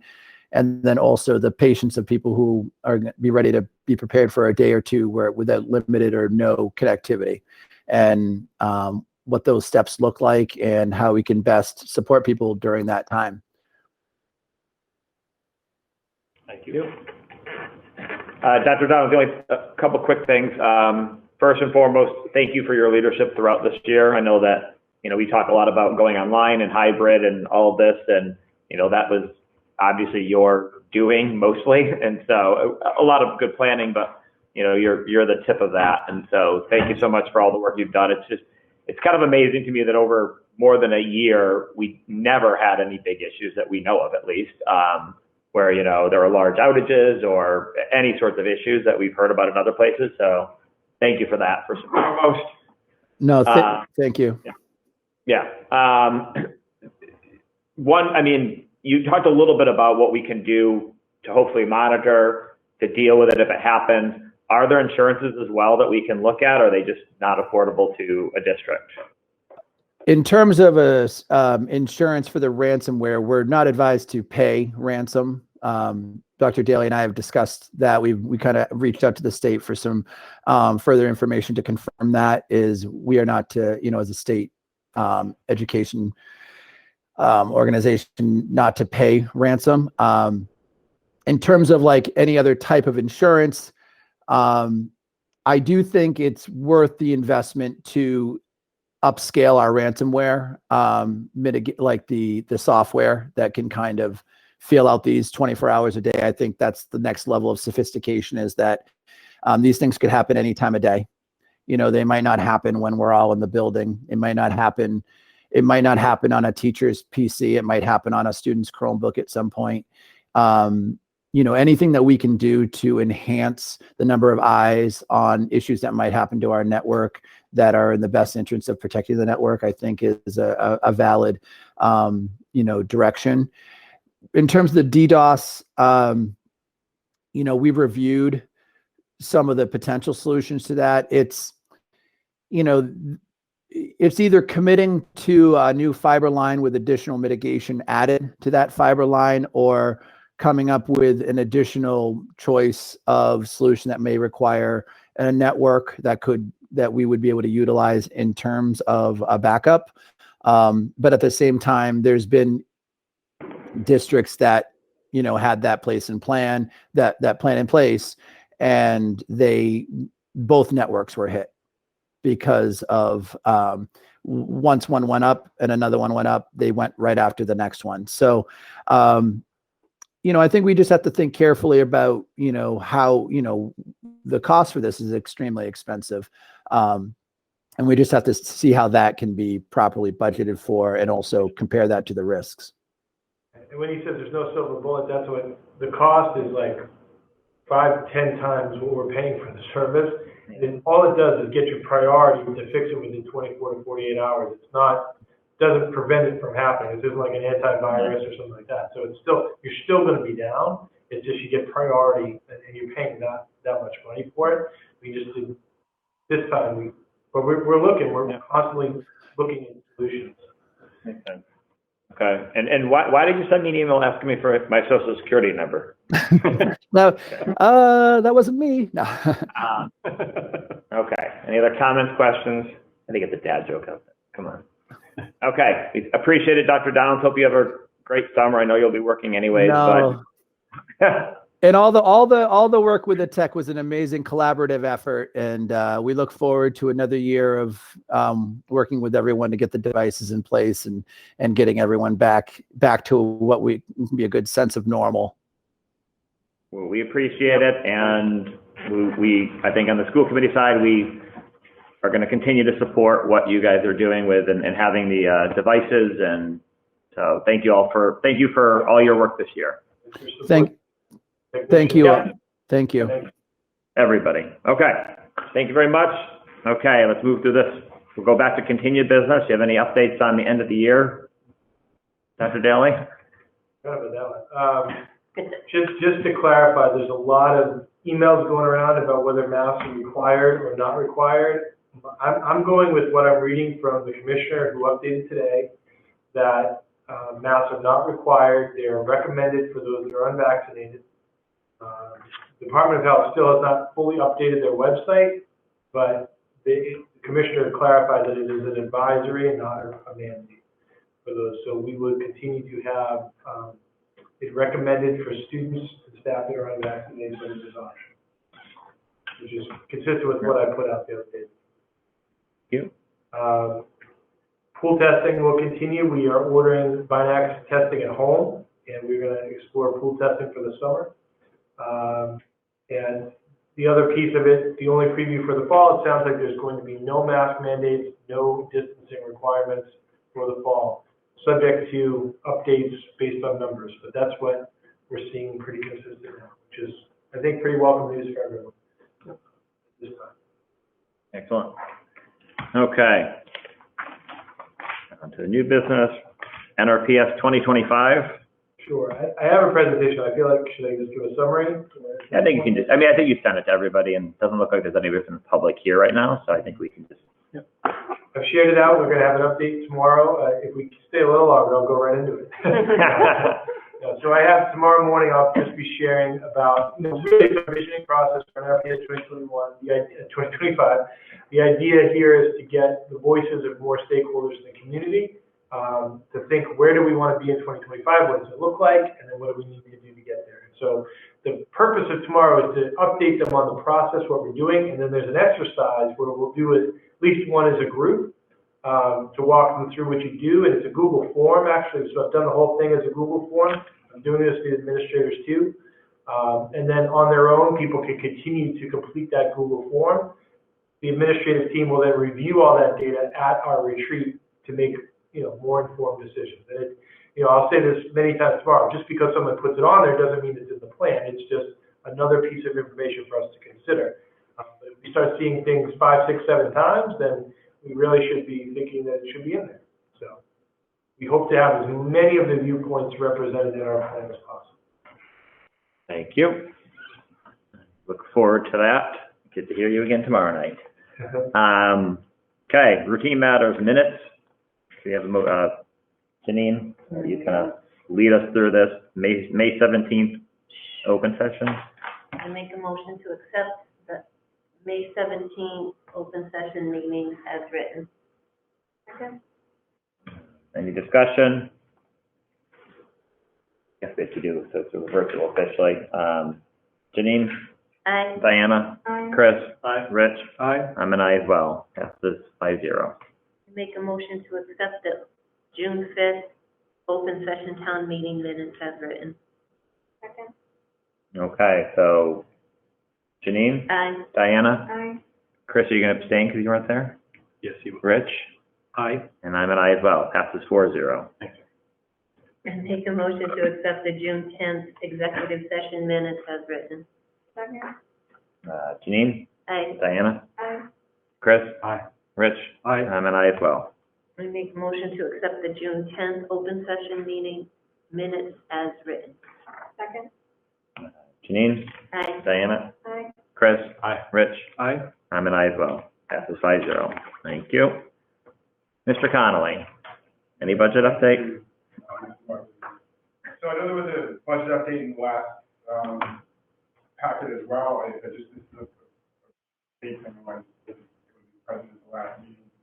In case there are any questions, there's not a lot of new information, and we're working on closing out the fiscal year, which is a lot of work involved in the next really 10 days to 2 weeks. But everything is progressing well, and I think we're going to have a smooth closeout. And we're certainly going to do a lot of the year-end type items that we had forecast and planned for, certain special education payments, of that, and get our reflection on the board. And I think this is certainly the things that always come up, and I think we're able to address those areas and still really a small balance. I think we're also monitoring the status of the revolving accounts and trying to make sure that the carryover forward balances will be at the level needed to meet the budgeted forecast and offsets for next year. I don't see anywhere that would be an issue or concern. Just trying to maximize all the available funds as possible. But that being said, I'll turn it over to any specific questions. Have none? No questions? Thank you very much, Mr. Connolly. Any staffing update? Bids and donation. I move that the school committee vote to accept with gratitude in-kind donations for the above list of school activities and expenses for the 2020-2021 school year from the Batchelder School Parent Organization totaling $7,750. $51.50. Second? Discussion. Rich. Aye. Chris. Aye. Diana. Aye. Janine. Aye. I'm an aye as well. Passes 5-0. I move that the school committee vote to accept with gratitude in-kind donations for the above list of school activities and expenses for the 2020-2021 school year from the J. Turner Hood Elementary School Parents Association totaling $18,255.02. Second? Any discussion? Rich. Aye. Chris. Aye. Diana. Aye. Janine. Aye. I'm an aye as well. 5-0. I move that the school committee votes to accept with gratitude in-kind donations for the above list of school activities and expenses for the 2020-2021 school year from the E. Ethel Little Elementary School Parents Association totaling $10,591.65. Second? Any discussion? Rich. Aye. Chris. Aye. Diana. Aye. Janine. Aye. I'm an aye as well. 5-0. I move that the school committee vote to accept with gratitude in-kind donations for the above list of school activities and expenses for the 2020-2021 school year from the Middle School Parents Association totaling $17,668. Second? Any discussion? Rich. Aye. Chris. Aye. Sorry, the math doesn't add up. It could be that it's just very late at night. Does it not add up? No. Uh-oh. No. It's off by We, 9 it's we, off by we, 9 cents. we That's appreciate it okay. anyway. It's like 9 cents? Yeah. So should it be 7? That's okay, though. What's the total? Sorry, I was distracted looking at That's something. okay. Well, let's get it right so we don't have to do it later on. I got a calculator here. Hang on. 3717.09 plus 668.09. 247.69. Probably just find things more from the spreadsheet. This is what totally. I think it's literally I 9 can't believe you mentioned it. I can't believe he's adding it up. It looks like it's 21,385.09. Oh, you know what then? I bet, You forgot the top line. Yeah, the whole top line is looked up. I modify my motion to make what he said. 21,385.09. Mike, you want to confirm that one for us? Dex has got us. Good job. $3,700 extra dollars. That That works that way. That was going to go to pay the coaches.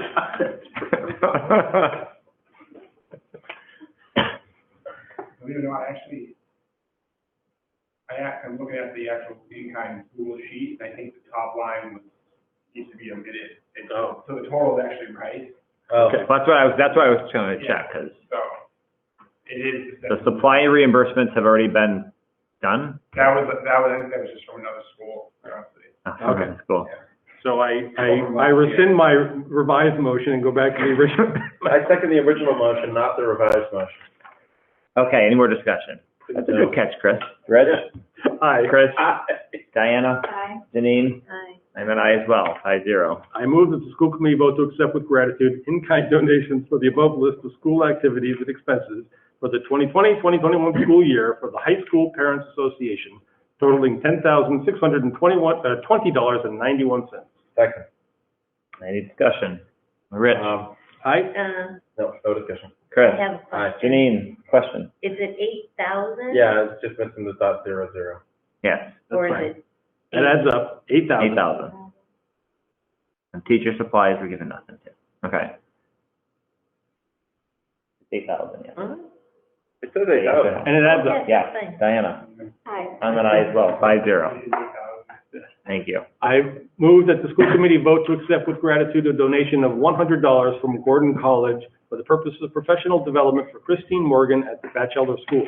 Second. Any discussion? Did we add this one up right? Rich?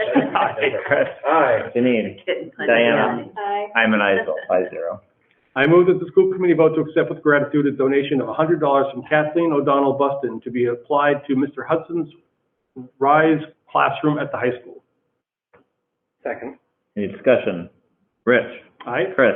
Aye. Janine? Aye. Diana? Aye. I'm an aye as well. 5-0. I move that the school committee vote to accept with gratitude an in-kind donation valued at $3,000 from North Reading Subaru to the E. Ethel Little Elementary School for classroom resources and materials. Second. Any discussion? Rich? Aye. Chris? Aye. Diana? Aye. Janine? Aye. I'm an aye as well. 5-0. I bought my car. Can I just say we went through this very fast because it's very late, but these were incredibly generous donations. Absolutely. As always, especially the PTOs, parents, yeah. Yep. Very good. Okay, subcommittee updates. None? Administrative report. Just wanted to give a quick update. We got a nice letter from the Massachusetts Foreign Language Association. One of our students, Sophia Kuchar, won first place in a digital art submission. And so there's a very nice letter thanking Ms. St. Arnaud and Ms. Llamas Castro for their participation in this program. They're two of our language teachers who had a lot of students that participated. Sophia won first place. And in the new contract, it is world language now, not foreign language. Well, in the new standards, it's for. Yeah, they haven't changed the name of the association. Math sounds a lot better than MALA, but. Yeah. Any correspondence? None at this point. For subcommittees, apparently there's an SSBC meeting that I can't go to, so The 29. you get to count for both of us. I just You got appointed and I'm already missing stuff, so.